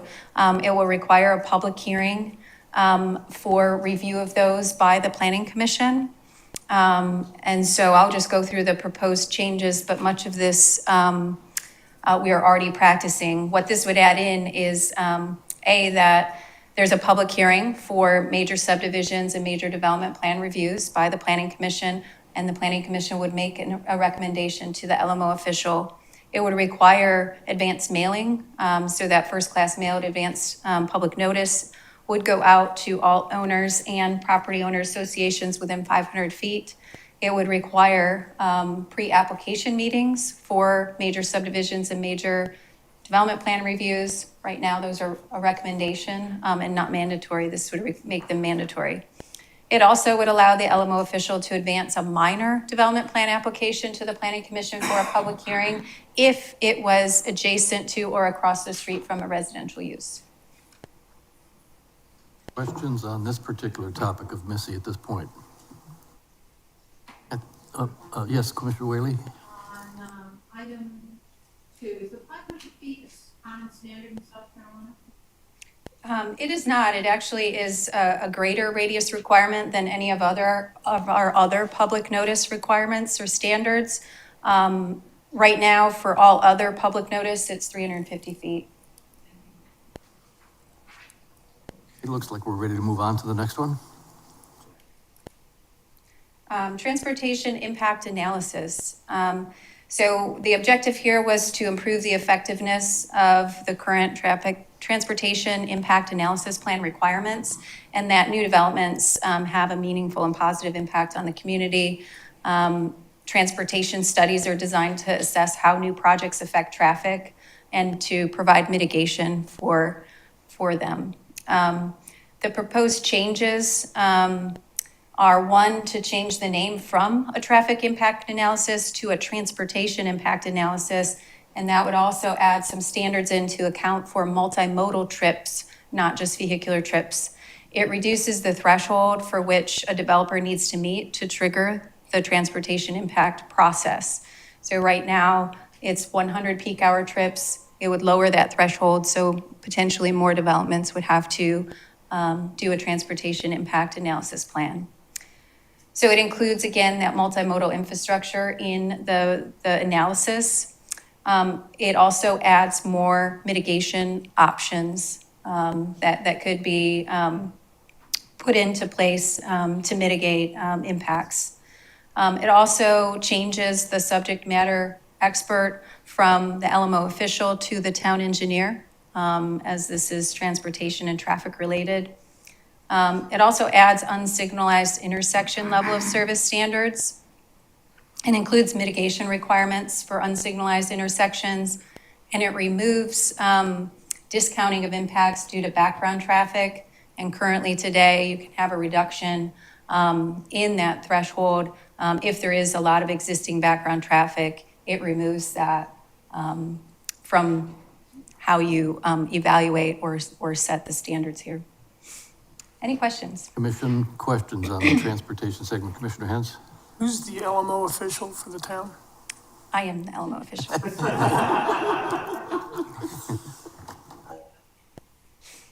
Okay, we ready to move on to common space? Okay. You don't want to know who the town engineer is? No, I'm just kidding. No, it is not me. Common open space. So updates to subdivision requirements and open space are proposed and with the intended outcome to better preserve the island's character and ensure that new developments align with community expectations. Currently, our regulations allow for open spaces that are poorly planned and underutilized and are not usable as open space for the residents of those subdivisions. Subdivisions currently allow pockets of open space scattered throughout the development to accumulate to the required percentage, but they're not usable to those who live in the neighborhood. So some of the proposed changes to address that are to update the term open space to common open space, removes detention facilities and natural water bodies from the definition, but also would allow docks and boardwalks. So right now, your stormwater detention facility that's required can also be open space, but it's not usable or functional. However, if you have a dock or boardwalk in that stormwater or in your natural water body, that dock or boardwalk can be part of that calculation that meets common open space. So it really is meant to provide that common utility of these open spaces. It removes adjacent street and use buffer credits from those open space calculations, removes that calculation of remnant open space that provides no value. You know, that front slight triangle up by the roadway can be counted as open space, but it's probably not where you would walk your dog, those kinds of things. The changes include design requirements such as minimum width, connection to existing space and wildlife corridors, and requires the open space to be available for all residents in the development and does not require it to be dedicated for general public use. Of Missy on common open space at this time. Okay, we're ready to roll to tree protection. Missy? Sure. Hilton Head Island has very strong tree regulations, and the priority amendment is looking to further strengthen those tree protections during development and to ensure that new projects align with our community's values. These are aimed at improving the preservation of trees, and we will have some more substantial changes to our natural resource regulations in the full code overhaul. What we're looking at changing in the priority set is increasing protection of two types of oaks, live oaks and laurel oaks. We would reduce the diameter at breast height for which they are protected. We would also update the mitigation requirements by increasing the plant back. So bigger trees for mitigation will have to be planted back. The amendment proposes updating the list of native plants and removes the exception of specimen trees on single-family lots outside of the planned development district to remove the unnecessary removal of specimen trees. Protection questions. Anybody at this point? Okay, yes, no? Yes. Laurel oaks, that's not the same as water oaks, right? No. Good. No.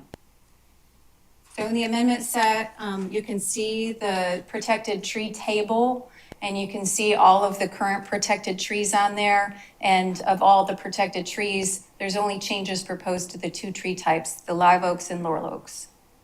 We will review and assess all of our tree protection requirements, including we're exploring a simplified system for tree preservation. Right now we have two classes, significant and specimen, and we're looking at consolidating that. Ready to move on to sign regulations? It looks like we are, yes. We're coasting to the end here. Yeah. Sign regulations, so there's case law, Supreme Court case that requires content-neutral sign regulations. The purpose of the amendments is to be in compliance with that Reed case. So the changes that are proposed are to clarify the intent and purpose of the regulations, deletes the content-based material within the sign code, revises and adjusts certain requirements that are more housekeeping in nature, creates interior site signs category and combines several types of exempt signs for simplicity, creates a generalized temporary yard sign category that combines several content-based sign types, and revises and clarifies some allowances in like the area of the sign, the number, time frame of which a sign can be out, et cetera. It includes thresholds for driveway access point signs and interior site signs to qualify for sign permitting, and prohibits some threatening and explicit signage. Questions on that particular one? Okay, let's go to the last one, construction management standards. Construction management standards is proposed as, well, we have construction that provides some impacts that sometimes extend beyond the immediate site, and there are impacts both in commercial and residential areas. There are disruptions that occur when construction is occurring, and we recognize that construction provides for economic development within our town, but also we want to make sure that we are accommodating the nuisances that come from construction activity. So some of the proposed amendments are to revise the construction hours. Currently, construction is permitted from 7 a.m. to 10 p.m., 7 days a week. So this is to reduce the construction hours, require a plan that shows where the refuse disposal is to go, where the site parking is, require a traffic control plan, and require the securing of the site during a named storm event. There is a complementary piece of code that is not part of the land management ordinance, but it's in the municipal code, an amendment to the noise ordinance that also will be introduced. The noise ordinance amendment will not come to the planning commission. It will go straight to town council, but there are some changes that complement this that adjust the noise ordinance as well to be in line with this amendment for construction hours. So it would reciprocate in the noise ordinance. Questions on this last one for Missy at this point? Thank you for doing that, and thank you for your adaptability as we moved the agenda around a little bit. I felt it was important for all of us to understand what we were going to be seeing next month before we got to the final item of today's agenda, so we appreciate that. We are now going to move to what was on your agenda as agenda item 6A, which is a public hearing request from Chris Breen of Blue Hour Housing for a text amendment to Title 16 of the Municipal Code of the Town of Hilton Head Island concerning the new adaptive reuse hotel motel conversion program. So I'm going to ask first for the applicant to come forward and give us a little bit of information about that, and that will be followed by a time with the town staff to give us that perspective. So could you introduce yourself, please? Yeah, of course. I'm Chris Breen. I'm here from Blue Hour Housing. Just want to clarify here, the text amendment that we're proposing is similar but different than the one that the town has proposed. We like to move forward with our own text amendment here, which we've been working in conjunction with staff for a long time on this, but really want to make sure that this moves forward in a way that we think will actually bring the housing to the market, the obtainable housing to the market as, defined in the comprehensive plan. Thank you. So, proceed. So some of the questions you may have may be similar, but, feel free to ask them again. We're happy to answer those questions. So commissioners, you do have that in printed form in your package today. If you want to follow along that way, go ahead. So given the shortage of housing, obtainable housing on Hilton Head Island, Hilton Head's workforce faces challenges including long commute times, poor living conditions and overcrowding. This has led to staffing shortages throughout the island.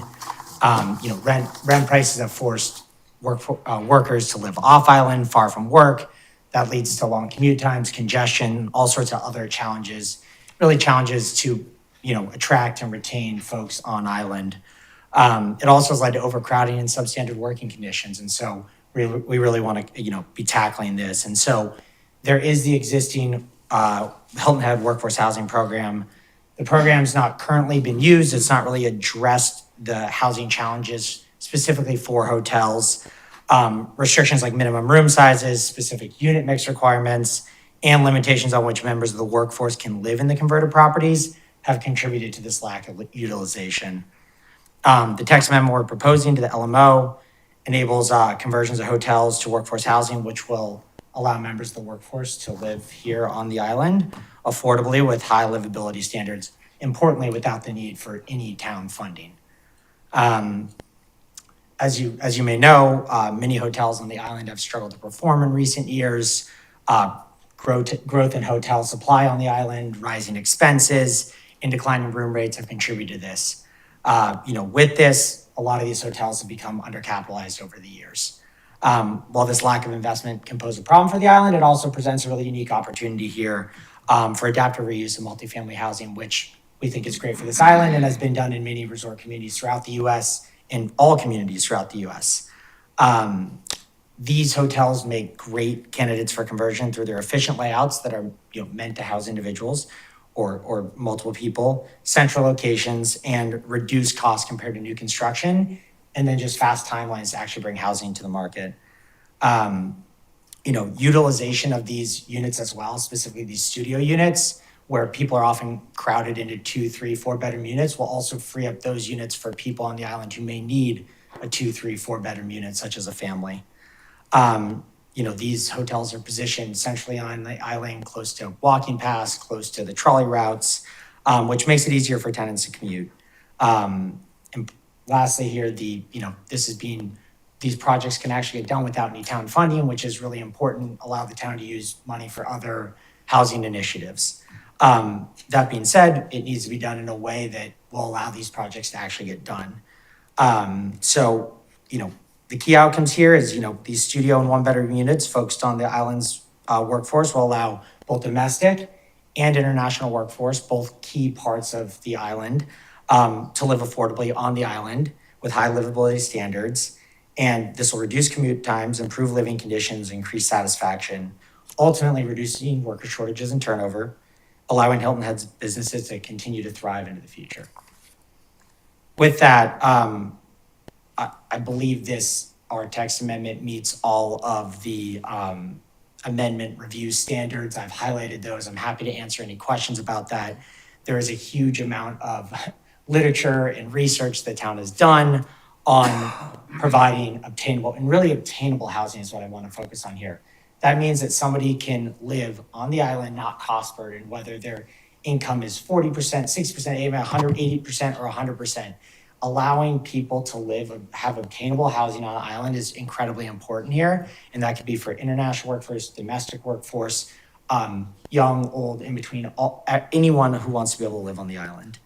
And this is a huge goal of the island to facilitate this construction, and we think this can be done very quickly. So I've highlighted 40 places where this is mentioned, and, to spare you, I won't read through all those. So that's one, it's in accordance with the comprehensive plan. 2, it's required by change conditions, as I mentioned, given the condition of these hotels and given the growing shortage of housing on the island. I think we're all very familiar with that, so I won't highlight that anymore. It demonstrates a community need. Housing is mentioned 234 times in the comprehensive plan. It is a huge need, and we need to find ways to provide housing on the island in short order. This is a great opportunity and one that's been well trodden by communities throughout the U.S. And then finally, it's consistent with the purpose and intention of the zone. It's consistent with the intention of the zoning districts and the ordinance. This is allowable, just not at this density on this property in these zones. So we believe that this is in accordance with this. The workforce housing plan also allows it in these zoning districts. That was previously approved, so we do believe housing multifamily housing should be allowed here. And then it's a logical and orderly development plan. I laid out a bunch of questions later, but one of the key aspects here is no one's converting a $300,000 a key resort into workforce housing. That is not going to happen. What is going to happen is properties that may be affordable to purchase that are not performing as hotels will get converted to obtainable housing for the island. So we believe that it results in a logical and orderly development pattern. And then it would not significantly impact the natural environment. You know, the site's been existing there. We're not proposing any negative changes to the site. If anything, we're proposing additional upgrades to the facade, upgrades to the landscaping and those types of items, and, you know, building code upgrades as well. I laid out a ton of FAQs in there ahead of time if you had a chance to read through those.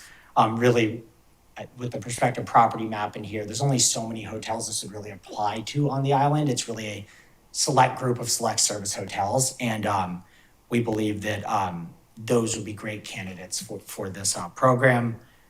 You know, we are pursuing the conversion of a hotel, but we know that this amendment applies to all hotels that fall within this on the island. So are, you know, approaching this as something that we want to make sure is really bulletproof so that it allows, you know, good actors to come through and convert these properties. As far as the text amendment goes, I will just highlight that we have chosen to run our text amendment as part of the LMO as a separate adaptive reuse hotel motel conversion program. So instead of adapting, kind of taking a scalpel to the workforce housing program, we thought it was much cleaner, given it just applies to hotels, to just write this for these hotels and not make a bunch of amendments and changes that may affect that workforce housing program. So as you can see, in our amendment, we proposed a similar 1-to-1 density conversions. We've proposed that parking is at a 1-to-1 ratio as well. There's not really another opportunity for these hotels to increase parking or anything like that. It needs to be kind of a 1-to-1 allowable use. We believe there's gonna be 1 or 2 people living in these rooms regardless. And then we don't have any specific income restrictions on this. We view this as naturally occurring obtainable housing. These are 210 to 300 square foot units. We don't believe they would ever rent for a huge expensive price that wasn't obtainable on the island. But we also realize that people at 40% or maybe at 90% should be able to rent these if it allows them to live and work on the island. And then just the administrative burden of the workforce housing program for any landlord and for the town of actually checking off on every single person who may be living there. We believe these will be naturally occurring obtainable housing, and we've seen that in other areas of the country. So the last piece on this as well is, as you know, many employers lease housing throughout the island to house their employees. It's the only way that they're actually allowed to have these employees come and work on the island. And so this program also allows for employers to lease blocks of rooms or rooms for their workforce to come on the island, which is the only way through these programs that they're allowed to have that happen.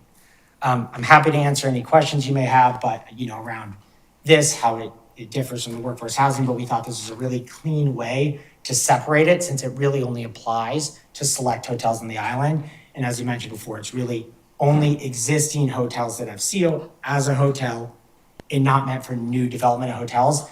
Not that anyone is developing a new development of a hotel at current pricing for workforce housing, or it would already be happening. Thank you, Mr. Breen. We are in public hearing mode, by the way. I should have said that earlier, but thank you for your presentation. Thank you for the thoroughness of your written application. It was very well done and provided a lot of information, so we appreciate that. I did, though, want to have the commission have an opportunity to hear from the town about anything that we should know about the same amendment content that is moving forward. Is there anybody that can tell us about that? Trey, are you going to do that for us today? When I go through the staff report for that, it should point out some areas, and then I can answer some questions, yes. Okay. This would be the time to do that. Can you? Is that all right with everybody? I want everyone to have all the information from all the sources, and then we'll talk about it. Okay.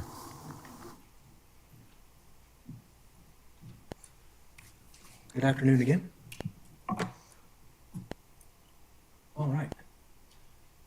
So I'm just going to go through our staff report here. Again, as Commissioner Siebold said, consideration of an ordinance to amend Title 16 of the Municipal Code of Town of Hilton Head Island, the Land Management Ordinance, Chapter 16, use standards to add a new adaptive reuse hotel motel conversion program to the following section, 16.4.106. And what we're recommending here is that the Planning Commission hold this hearing and forward a recommendation to Town Council. All right, so I'm going to give a little background here. On December 11th, 2024, Chris Breen, who you just heard from with Blue Hour Housing, submitted proposed text amendment to the Land Management Ordinance 16.4 and 16.10 Rules of Measurement to allow for a new use to be established called adaptive reuse hotel motel conversion to establish minimum unit sizes for the use. And you should have read through the applicant's submittal there. The proposed amendment would create a new use called adaptive reuse hotel motel conversion program that is permitted on properties located within the densities above. You've got all of our residential densities as with the exception of our RSF districts. And then you'll have our community commercial district, light commercial district, Main Street district, Sea Pine Circle District, Medical District, Mitchellville District, Planned Development Mixed Use District, which is your PD1s, and Waterfront Mixed Use Districts and Stony Districts. Creation of a new use called adaptive reuse hotel motel conversion that would prevent the conversion of existing hotels and motels to multifamily residential use at a 1-to-1 dwelling unit density conversion ratio if the following requirements are met. Existing guest rooms are not permitted to be reduced or increased in size in order to increase the number of units allowed. However, it is permitted to combine multiple dwelling units into a singular dwelling unit. So basically what they're submitting is if there are 100 rooms there, the conversion is 100 units for 100 units. They can't increase that number to 101, 102, but if they combine them, they can go down to 98, 97, whatever the combination is after that. A 6% maximum required building square footage dedicated as interior communal space requirements, which include elevators, hallways, stairwells, and other areas used, or actually, elevators, hallways, stairwells, and other areas used exclusively for ingress and egress cannot be counted towards the square footage for this requirement. A maximum required open space shall be provided at a rate of 10% of the building square footage, and that is your external open space on site. And then no less than 25% of the dwelling units in the development shall be occupied by at least one person that is full-time employee of a lawfully licensed business located within the town of Hilton Head Island. So if the room has 3 people in it, only one of them has to be employed on the island, legally employed. Adaptive reuse properties shall not be used as short-term rental property. Adaptive reuse properties shall meet standard development standards and building codes. If an adaptive reuse property is non-conforming structure, the applicant shall make reasonable efforts to eliminate nonconformities and lessen the extent of nonconformities to the extent reasonably practical. An adaptive reuse property shall require a minimum of 1 off-street parking space for each guest room. So again, if there's 1 guest room, they've only required to have 1 parking spot. And then the minimum unit sizes are as follows for micro efficiency: 210 square feet, studio 300, 1 bedroom 420, 2 bedroom 562, and 3 bedroom 698.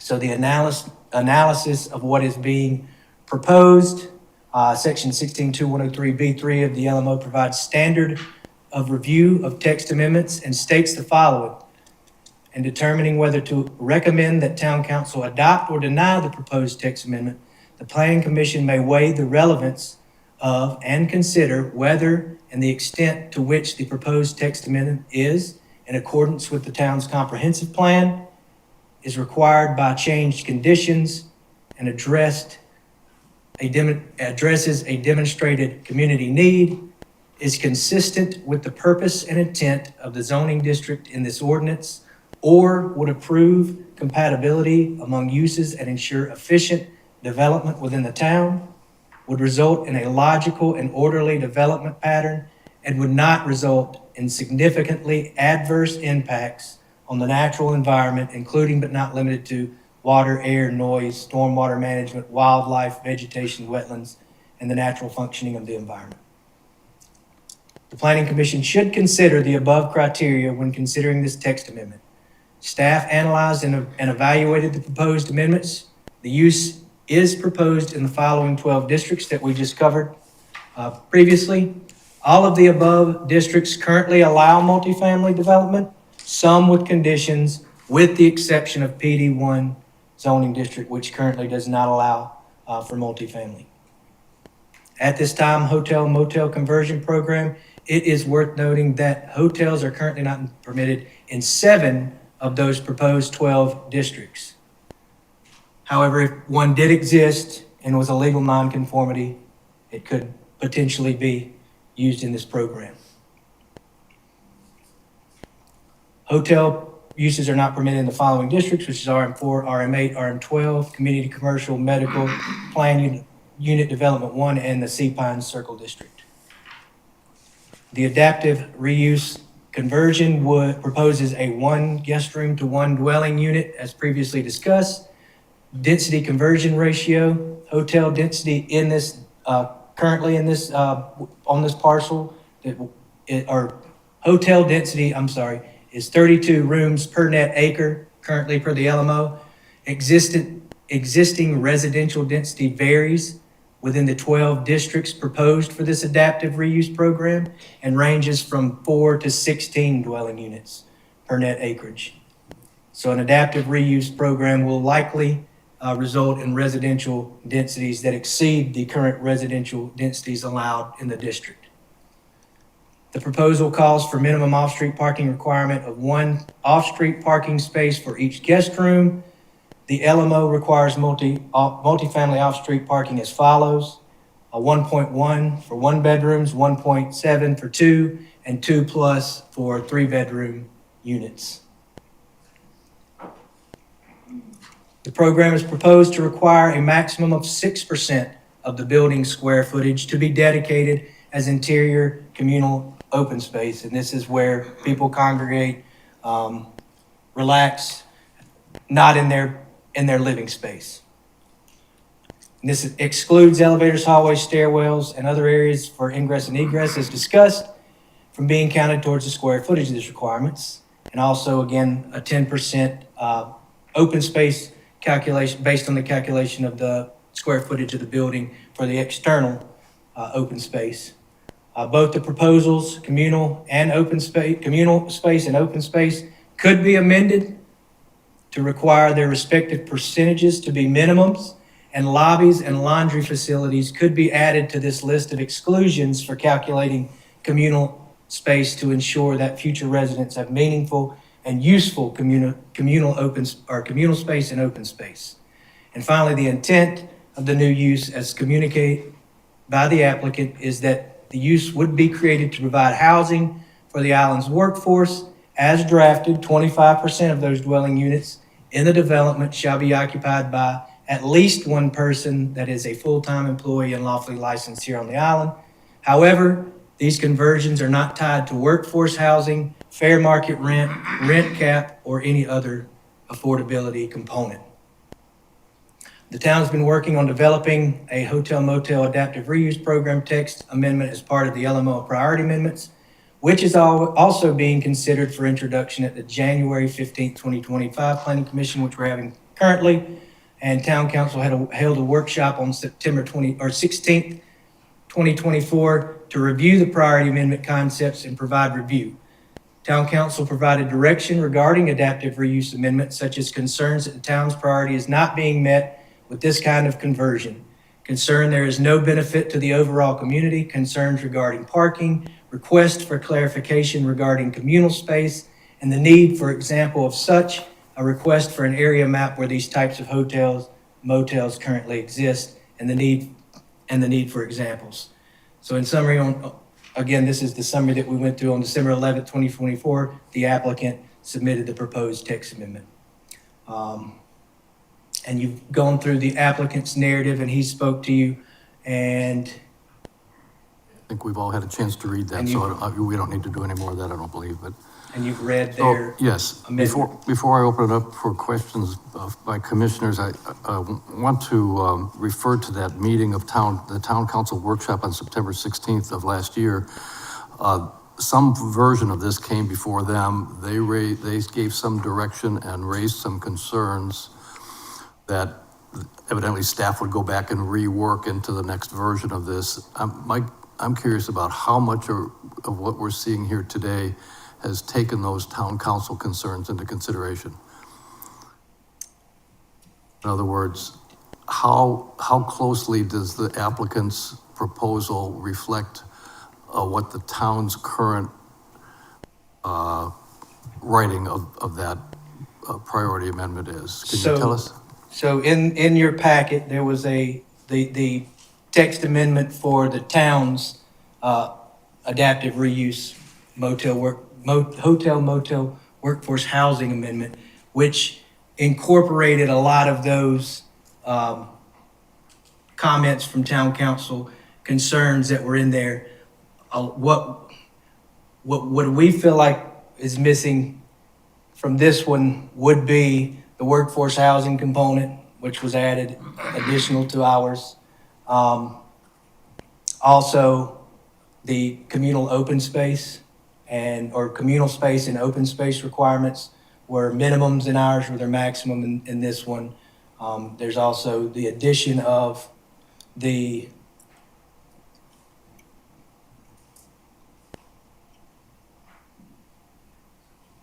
Kind of what I'm looking here for is there, is there anything that you can tell us as you lay the two plans side by side, things that we should be paying attention to, that would be helpful information as we consider this application? Maybe Missy. Mr. Siebold, if you're asking us to prepare a side-by-side, we have not done that today. We could have that done if we had additional time to do so. There are some notable differences between the two applications, and there are some similarities as well. So there's both the affordability requirements, there's some changes in some of the areas where this could be allowed. There's some of the site design specifications that are slightly different, but it would be a relatively straightforward analysis of the comparison between the two. But we could do that. It would just require us to bring that back. Okay. I'm trying to be mindful that the commission has been trying to digest 128 pages worth of handouts, and anything we can do to maybe crystallize it for just simplicity purposes as we do this today. I don't know, do commissioners have any sense of how we ought to proceed here? We have the town working on one version of it. We have an applicant today who'd like us to react to their version. And our action is simply to send it back to town council with our recommendation. And we already know that town council has raised some issues of some previous version that I'm not sure of. Mr. Breen? I just want to make a comment Sure. about that. I just want to address a few of these things. The first time this was brought to town council, it was the previous town council. Second, none of them had a chance to review this at all ahead of time. And third, it was about 6 bullets on a page. So I think a lot of the comments from last town council were really originated around the fact that they just didn't know anything about it. And so when you look at some of those comments, and I've reviewed the video many times, there are questions such as, will there be kitchens? Which to us is the basis and a requirement of a living space. So some of those questions reflected the fact that these questions shouldn't be overreacted to. They were very much questions because they had just not seen this before. So my view is that the concerns of the previous council have been addressed both in the towns in one way, the amendment they're pursuing, but also in ours. Our view is that we went to write this now because we would like this to move forward, and we needed to move forward in order to pursue developments and make this come to reality. But I would be careful to overreact to previous comments from town council. And the last thing I'll mention is we have spoken with each town council member individually and shared all of this with them, this new amendment and everything we are working to do here. And so I would say that when they get this, assuming they move forward, they will be very familiar with what we are proposing to them in a way that they were not previously, especially with this new council.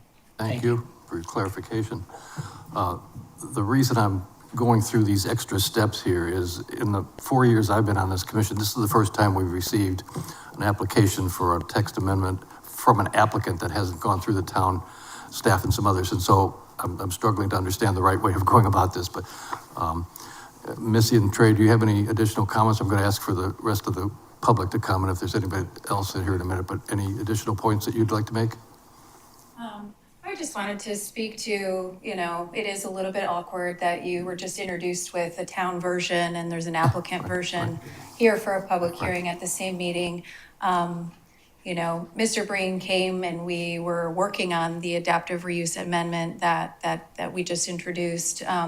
Ultimately, the timing of, his needs weren't in alignment with the priority set and the timing of how that was rolling out. So they wanted a faster track. And so that's why they went to work on an amendment.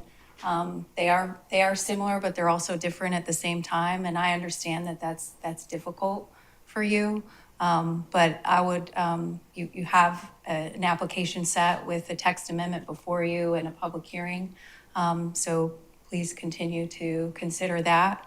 And we will be here as resources for you as you deliberate. Let's open it up for commission questions. I was starting with Commissioner Whaley. What are we supposed to do? So I'm not really sure so we have this proposed text amendment from the applicant. Right. It differs from the town, and, it expands uses of adaptive use of hotel to areas that I sat in at the September meeting were never contemplated. So there are things that the town council never contemplated back in September. I'm not talking about the town, reactions to comments, but I was sitting there. It was pretty clear to me what the intent was with respect to workforce housing and where it should be, this kind of thing should be happening. So what are we supposed to do today? I'm trying to work on that. That's a good question, but we need to act on what's before. So let's go with Commissioner Dubois, then Commissioner I'd Cordes. be very interested to see a side-by-side comparison before I do much of anything, because it seems like there are substantial differences that need to be. Commissioner Cordes. I asked the applicant to discuss specifically, you alluded when you first presented it, that there was some differences that might make it, I'm paraphrasing what you said, not economically feasible in the town version. Can you tell us a little bit about what you think those are? Of course, yeah, I'm happy to highlight some of the differences between the two applications here, and specifically the ones that make it economically not feasible.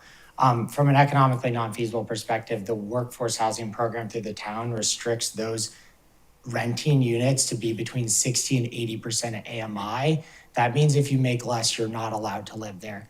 If you're someone who's international workforce, you aren't probably allowed to live there.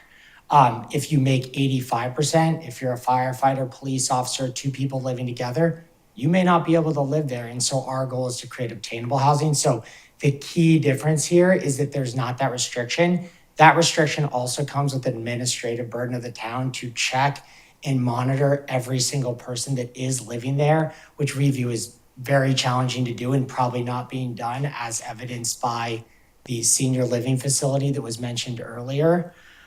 So our goal would be that is the key main difference here. I think when we're talking about the areas where it's allowed, We purely just align that with where the workforce housing program is currently allowed, despite the fact that there's some areas where hotels don't currently exist. We just kept it aligned with that. We're happy to strike those later with town council if they would like to approve it or motion to move it forward without those districts. As far as minimums versus maximums, I think we tried to stay very aligned on this. Our wording is just required maximum versus minimum required. It's substantially the same thing. We're just saying that the town couldn't come and require a larger maximum of open space, but I don't believe there to be any difference there. And then the nuance here is we've just included laundry facilities as part of communal space for the property, whereas the town's amendment as proposed did not include that. So that's one other difference. And then the other difference we proposed here is that we highlight that this needs to apply to the international existing building code, not the IBC. The IEBC is for adaptive reuse and change of use for existing buildings. And through that, the IEBC points to the IBC, which is the building code. So what we just wanted to clarify, I didn't think it made sense to call out specific pieces of an ever-changing building code. I just wanted to say that it needed to apply to the adopted South Carolina IEBC at time of conversion, which I think is a standard for pretty much all projects on the island. So those are really the main changes we had here. And then parking, the last thing is parking. We have specifically said 1-to-1, the town's proposed amendment. What it says is if you prove to us through studies, providing that you would be, we could grant you 1-to-1, but you need to go about improving it. Unfortunately, for a hotel that only has the number of parking spots that rooms exist, there's really not a way to make these financially feasible without just moving forward to 1-to-1 parking. And as someone who'd be developing a property, it is our responsibility as well to have people want to live in these units. And they, one, wouldn't be living in the units if they didn't have parking. And two, our view is because international workforce also would be living here, none of those individuals have cars, and therefore there's not the same density or same parking requirements as, say, 1.3 cars per unit for a one bedroom. These are efficiency units with 1 or 2 people. And so our view is, so those are really the main differences. And I'm happy to walk through any of those. I've spent the last better part of 6 months poring over this, and I can address any of the differences right now if you need me to. The reality is we need this, as the recommendation says at the start, to bring this to town council for their discussion. We need that to happen in order to make these projects feasible. Thank you for that additional clarification. Any other specific questions for Commissioner Lobo? Yeah, one other difference that I see, and I'm just curious how you came about the numbers for the square footage, because the square footage numbers are pretty shocking to me. I mean, I look at the 3-bedroom, 698 square feet, and the folks employees that I have that would be using a 3-bedroom is husband and wife with 1, 2, 3 kids, and I just can't imagine that in 698 square feet for a 3-bedroom. Yeah, I'm happy to address that. Those numbers are the same as the towns as proposed in their text, I believe. Are they different? What is the town's, sir? Oh, sorry, we proposed it as a combination of 3 units or 3 specific units would just result in, or 4 units would result in a 3-bedroom.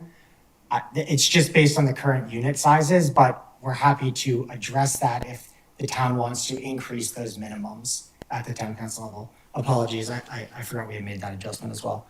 Our intention is to convert these at 1-to-1, which increases the affordability of the units. Other questions from commissioners? Commissioner Hens? And the last thing I'll highlight is the town really just took a 25% reduction off everything, which we thought kind of didn't necessarily make sense for different types of units. I understand that you're considering the naturally occurring situation to really probably equal or be greater than the 25% that the town would have been requiring? Did you say something like that? We're trying to just address this as it's a hotel, which is why we didn't want to commingle it necessarily with the workforce housing amendment, because that's really was meant for new development and adaptive reuse of office space or other properties. Mr. Hens, did you have a question? Yes. So we've kind of been in the weeds here, but if we step back and look at the big picture, probably the number one, thing that we're looking for on the island is workforce housing. It's number one. So, and probably one of the last things we want is an undercapitalized, underutilized hotel. So it's a win-win for everybody that lives and works here. And thanks, Chris, for helping the community with our number one issue. So when you find a hotel that's undercapitalized, underutilized, that would work perfectly for this, and clearly the town wants this type of property conversion because it's right here. We just went over it earlier today. But when you have an existing property, it's kind of hard to put all of these tenants in there, the size requirements, the common area, because it is what it is, the parking. So I don't really see that. I would think that we'd want to find a way to make it work for this property, not to find hurdles to have to overcome. So for me, I know the town presented their prospective LMO rewrite for this type of conversion, and Chris has brought us what they feel will work for this real development. I would hope that we could pass this to town council with our blessing that to work with them to find a way for us to increase our workforce housing on the island. For your comment. I'm going to see if there's anybody else in the audience who would like to address us during this public hearing before we close that off. Yes, sir, and your name is? My name is Rob Jordan. I'm a 40-year resident of Hilton Head, and I'm, I guess you'd call me almost out to pasture, but a senior partner in the Surge Restaurant Group. Yes. So we have been challenged for many, many years on the island on this workforce housing topic. The North Point project that they all talked about earlier today, you're still working on it. I think we met probably at the chamber, 6-7 years ago about workforce housing. And so we've also, Surge, invested in the property across from the college. That was 1.5 years ago. It passed. It still hasn't come out of the ground. So about 1.5 years ago, the town contacted Surge and said, we have a developer out of New York City, Blue Hour, who would like to talk to you all about getting involved with their project. So for this, for us, for our company, it's a win-win situation of being able to hopefully take a project and get it up and running in 6 to 8 months' time. So this is just one other tool in the project of workforce housing that has, multiple things that need to be done. So we wholeheartedly support this project. Thank you, sir. Thank you. Let me see if there's anyone else from the public that wants to speak, because, yes, ma'am. And then we'll have our conversation. I'm Katie Henderson, 18 Foxbriar Lane. I want to say it was September, I'm not sure. I was in the pre-app meeting and they brought this to the pre-app meeting. And the town said, absolutely not. This is not a quality of living. This is, we're just shoving people in for what purpose? This is not what is high livability standards? Define some stuff. Let us know what exactly you're talking about. I don't know how you guys can vote on this because I don't think you know enough. Thank you, ma'am. Any other comment? Mr. Smith? Or Williams? Mr. Williams, sorry, Mr. Williams. Chester. Good afternoon, ladies and gentlemen. Chester Williams again. All the talk here about workforce housing is misleading because there is no element of workforce housing in their proposal. It's all market rate. And that, I think, is a big disservice to the town. These folks want all these concessions from the town. They could end up with residential development at 35 units per acre, which is double the maximum of what's permitted anywhere right now. But they don't want to give up anything in return. And to boot, they want to be treated better than the workforce housing applicant because they want to have units that are even smaller than the minimum that's required for workforce housing, commercial conversion. This, if you have to pick one or the other of these, the town's proposal is far, far better for the town as a whole than this proposal. This proposal may be a lot better for Surge, and it may be a win-win for Surge, but I posit to you that it is not a win-win for the town because there's no requirement that there be any sort of workforce housing in the proposal that's been presented here. Thank you. Williams, anybody else wanting to speak with us? Okay, I'm going to close the public hearing, go to the commission for comments. Commissioner Dubois. Maybe unfounded, but my concern is that what percentage of income of these HB2 foreign workers would go toward renting one of these units? Would it be 80%? Without restrictions, like the workforce housing, that could be a real concern. We're not trying to create a situation where people come here for foreign countries and earn money only to see it paid in near entirety to the landlord. So I think that's a real consideration, having those things fleshed out a little bit before we do much. What's the pleasure of the commission? We have a proposal before us. Commissioner Whaley? Can I respond to any of these? I'm sorry? Am I allowed to respond to any of these comments? Certainly, yeah, sure, come back up. Yeah, so just one comment on that, that the HGV program is a federally regulated program that requires employers to not charge more than a certain percent of an employee's income, and it's a legal thing, so that wouldn't be allowed. If anything, an employer would be subsidizing housing to ensure, and that's just like a legal H-2B regulatory item. And we do have, our desire is to create obtainable island for the housing for the island. We've created a percentage of units that have people who are working on the island. We're happy to have discussion around that number, but that is, our goal is to create obtainable housing and to create a structure where both individuals can rent units and employers can rent units for their employees that are living on the island. These are 200 to 300 square foot units. They're not, and they're not allowed for short-term rentals. So our view is, it has to be people who's, are living on the island or working on the island. And so, we are creating this obtainable housing, and we've done this in other areas, and we believe it's a really effective way to create housing in any area while not putting overburdensome restrictions that make projects not happen. And so we'd love for this to move forward, and we're trying to put together a plan that will allow this to move forward, and that's why we've chosen to move forward in this way. Thank you, sir.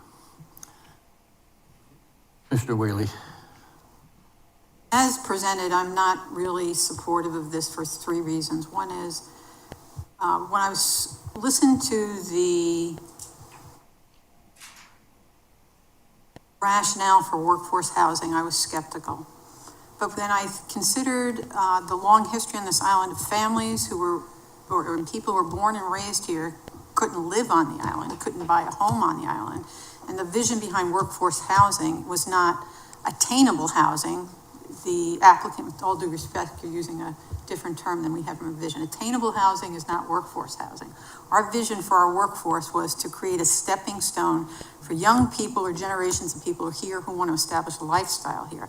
I understand the issue around attainable housing because as an employer, you're pulling at I need to get somebody on the island to work. My fellow commissioner pointed out the size of the living units. Again, that's not living, that's existing. To me, I was sold on the concept of workforce housing because I considered it a stepping stone. And it doesn't seem to me that this is in the vision, the original vision isn't encompassed in the plan, nor is it in the text that the staff has been working on and was discussed last September. So in its current form, I'm not supportive of even moving it to the council and taking up their time because they have a lot of work to do on the LMO as a whole. This expands where attainable housing would be situated on the island in residential districts. It's not restricted to where the hotels are today. And it's not consistent with the vision of expanding an environment where we're giving a stepping stone to people, allowing them to raise a family and not just simply satisfying employers' needs, although I understand both. So that's I just want to share my thoughts. Any other comments before somebody move?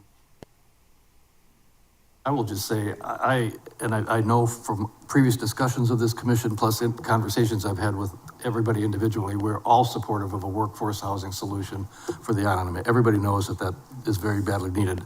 So I guess it's in just what does that perfect situation look like? And if what we're working on as a town LMO provision is not economically feasible enough for a developer to actually use, then I'm not sure, I'm conflicted there, wondering if what we're trying to create here is going to keep investors like Blue Hour from being interested in it, and therefore we continue to have the problem. That's where I'm having the biggest struggle. So so given all that, where are we? Is somebody willing to move in one direction or another? Move to approve the proposal as presented. There's a move to approve the proposal that's before us from Blue Hour Housing. Seconded. Is there discussion on that motion? Mr. Chairman, I think the motion should be to forward it to council with a recommendation for approval. Sorry, that's exactly what the recommendation is. Yes, thank you. I'd like to amend the motion Okay, with then. that amendment, it's to forward to town council the recommendation. Yes, okay. Yes, right, okay, thank you. Okay, thank you, okay. Yes, I make an amendment to the motion? Sure. I'd like to amend the motion then to move it to town council with a strong recommendation that it be looked at in the context of the staff's version as well as the original vision. I don't think that's been contemplated in what's been put before us. Is the maker of the motion amenable to that amendment? I think somebody would have to second it. Okay, is there a second to the amendment on the motion? Commissioner Lobaugh? I guess technically we need, Can you, if it's considered with the town, like when the town isn't finished with theirs, then there's challenges with that? Or is this with the town's current? Well, I just want to clarify, I don't want to make sure that the council's not waiting on something to hear this. Okay. I just want to make sure. as I understand your proposed amendment, it's to make sure that town council knows that we are interested in coordinating the Yes. town's version with the version that's before us. With the future and the vision of And workforce is that- housing as is originally that- stated. You second that amendment? Okay, let's vote on the amendment. Any discussion on that? All in favor of the amendment to the original motion, raise your hand. 1, 2, 3, it fails. So we're back to the original motion, which is to recommend to town council that this approach, that the Blue Hour proposal go forward. Okay, are we ready to vote on that motion? Everybody understand the motion? Okay? Yeah. Okay, all in favor of that motion, please raise your right hand. 1, 2, 3, 4. Motion fails. Let's try another route here. Does anybody have an alternative approach? I'll resubmit my motion to send it to town council with a strong recommendation that the staff do a complete analysis of them side by side as against the original vision of workforce housing. All right, so it's not to approve the Blue Hour housing, but to recommend to town staff, to town council. With a strong recommendation, they assess it in the context of the vision for workforce housing, and that it be compared to the work of staff as it's on.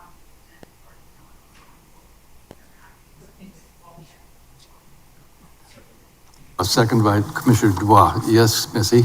Yes. I'm just looking for clarification on that, and I would imagine the applicant as well. So are you suggesting that this motion is that it is not as presented, but that we are making further refinements, but you're recommending that it be approved in a modified format?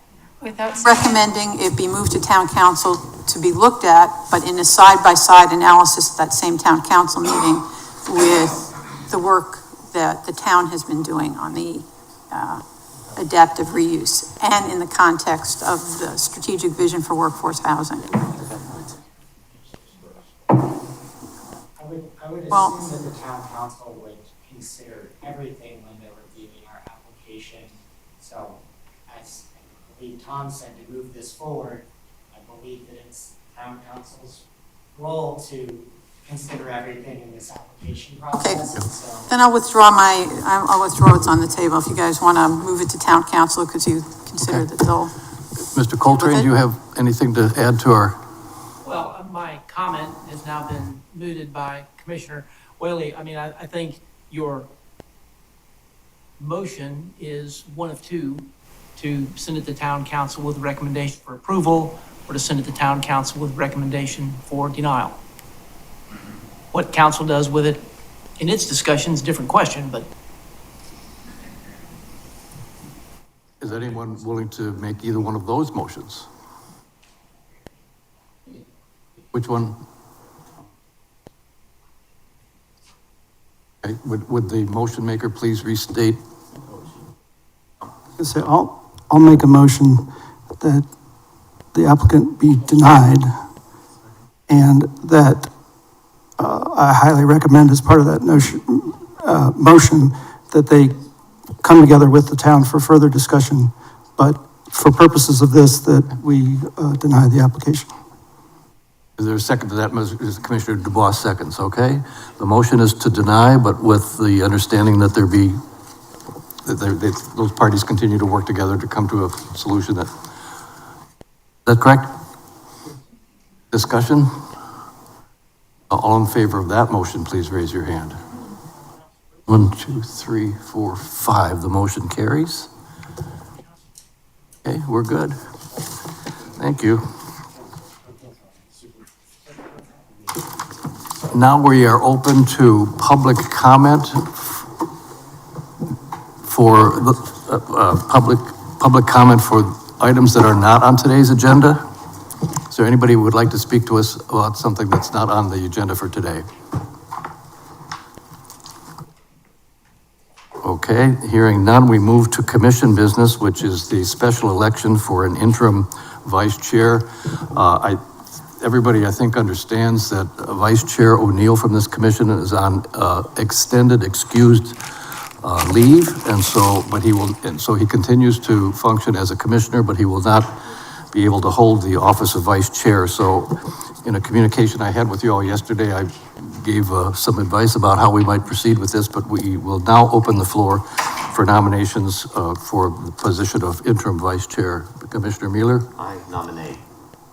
I nominate Tom Hines. Okay. It's a nomination that does not require a second, but, yes, sir? I'd like to nominate John Campbell. Okay. Are there, And I'd like to decline my nomination if he'll accept his. okay, are there additional nominations? I was gonna decline mine, you said. Any other nominations? Do I hear a motion to close the nominations? Motion to close, is it seconded? All approved, all in agreement to close the nominations, please? That's unanimous. Now on the motion to elect Commissioner Campbell, our interim vice chair. This would be for a period not to go beyond, as long as needed, but not to go beyond June 30th of 2025, right? Okay. All in favor of that motion? Let's see. Welcome aboard, Mr. Commissioner Campbell. Thank you for agreeing to do that. Job. I know. Okay. Is there any staff report today? Yes, Shay. Yes, sir. Thank you so much. Shay Farrar for the record. We are super excited to share with you updates on the district's project. As you're all aware, we begin our public engagement tomorrow in the Skull Creek District. So we have engaged with you guys to help staff those meetings. So I'd like to thank you for volunteering to be part of this, and we look forward to having you involved in that. The meetings that will follow for Parkway, Marshes, Main Street, Forest Beach, and Chaplin will be held sequentially each week between 5 to 7 and can be found on our website for those locations and the times and dates. The information that will be reviewed at the workshop is a follow-up to the September 24th Town Council workshop, where we reviewed the theme, character, vision, aspirations, focus areas for each district. At the meeting, we will have a presentation that will go through those items that were reviewed with Town Council, and we will also present the analysis mapping that's been done for each district. At the meetings, we'll have interactive engagement activities that will be used to gain insight from the attendees on these components to our plan, which will be developed, and the input will be fed into that, and we'll create drafts for future review. But that's the update on the district's project. I will send out an update to you guys for who I have scheduled at those meetings based on your availability. So please, if you're not able to hold to any of those commitments, let me know. We want to make sure that we have adequate staff. For the LMO updates, you have just heard the version of the priority amendments that were presented, and the full code overhaul does continue to be in the works behind the scenes. We're working with a consultant on that as well. So that would be my update for you guys today. Great, thank you, Thank you for your Shane. time and your patience during this meeting. Thank you. So before we adjourn, I just want to remind everybody that the meeting coming up, our next meeting on February 19th, we are going to be delving into the 10 priority amendments that were introduced to us today. Your home office printers have been spared a lot because we all now have the entire thing that you can make notes on in the columns and everything else. And I will send out another notice about a week before our next meeting, reminding everyone to get their questions in advance, please, to the town staff, so that we can be sure that we have all the information we need to act on these next month, okay? We ready? Anything else that needs to come before us today? And we stand adjourned.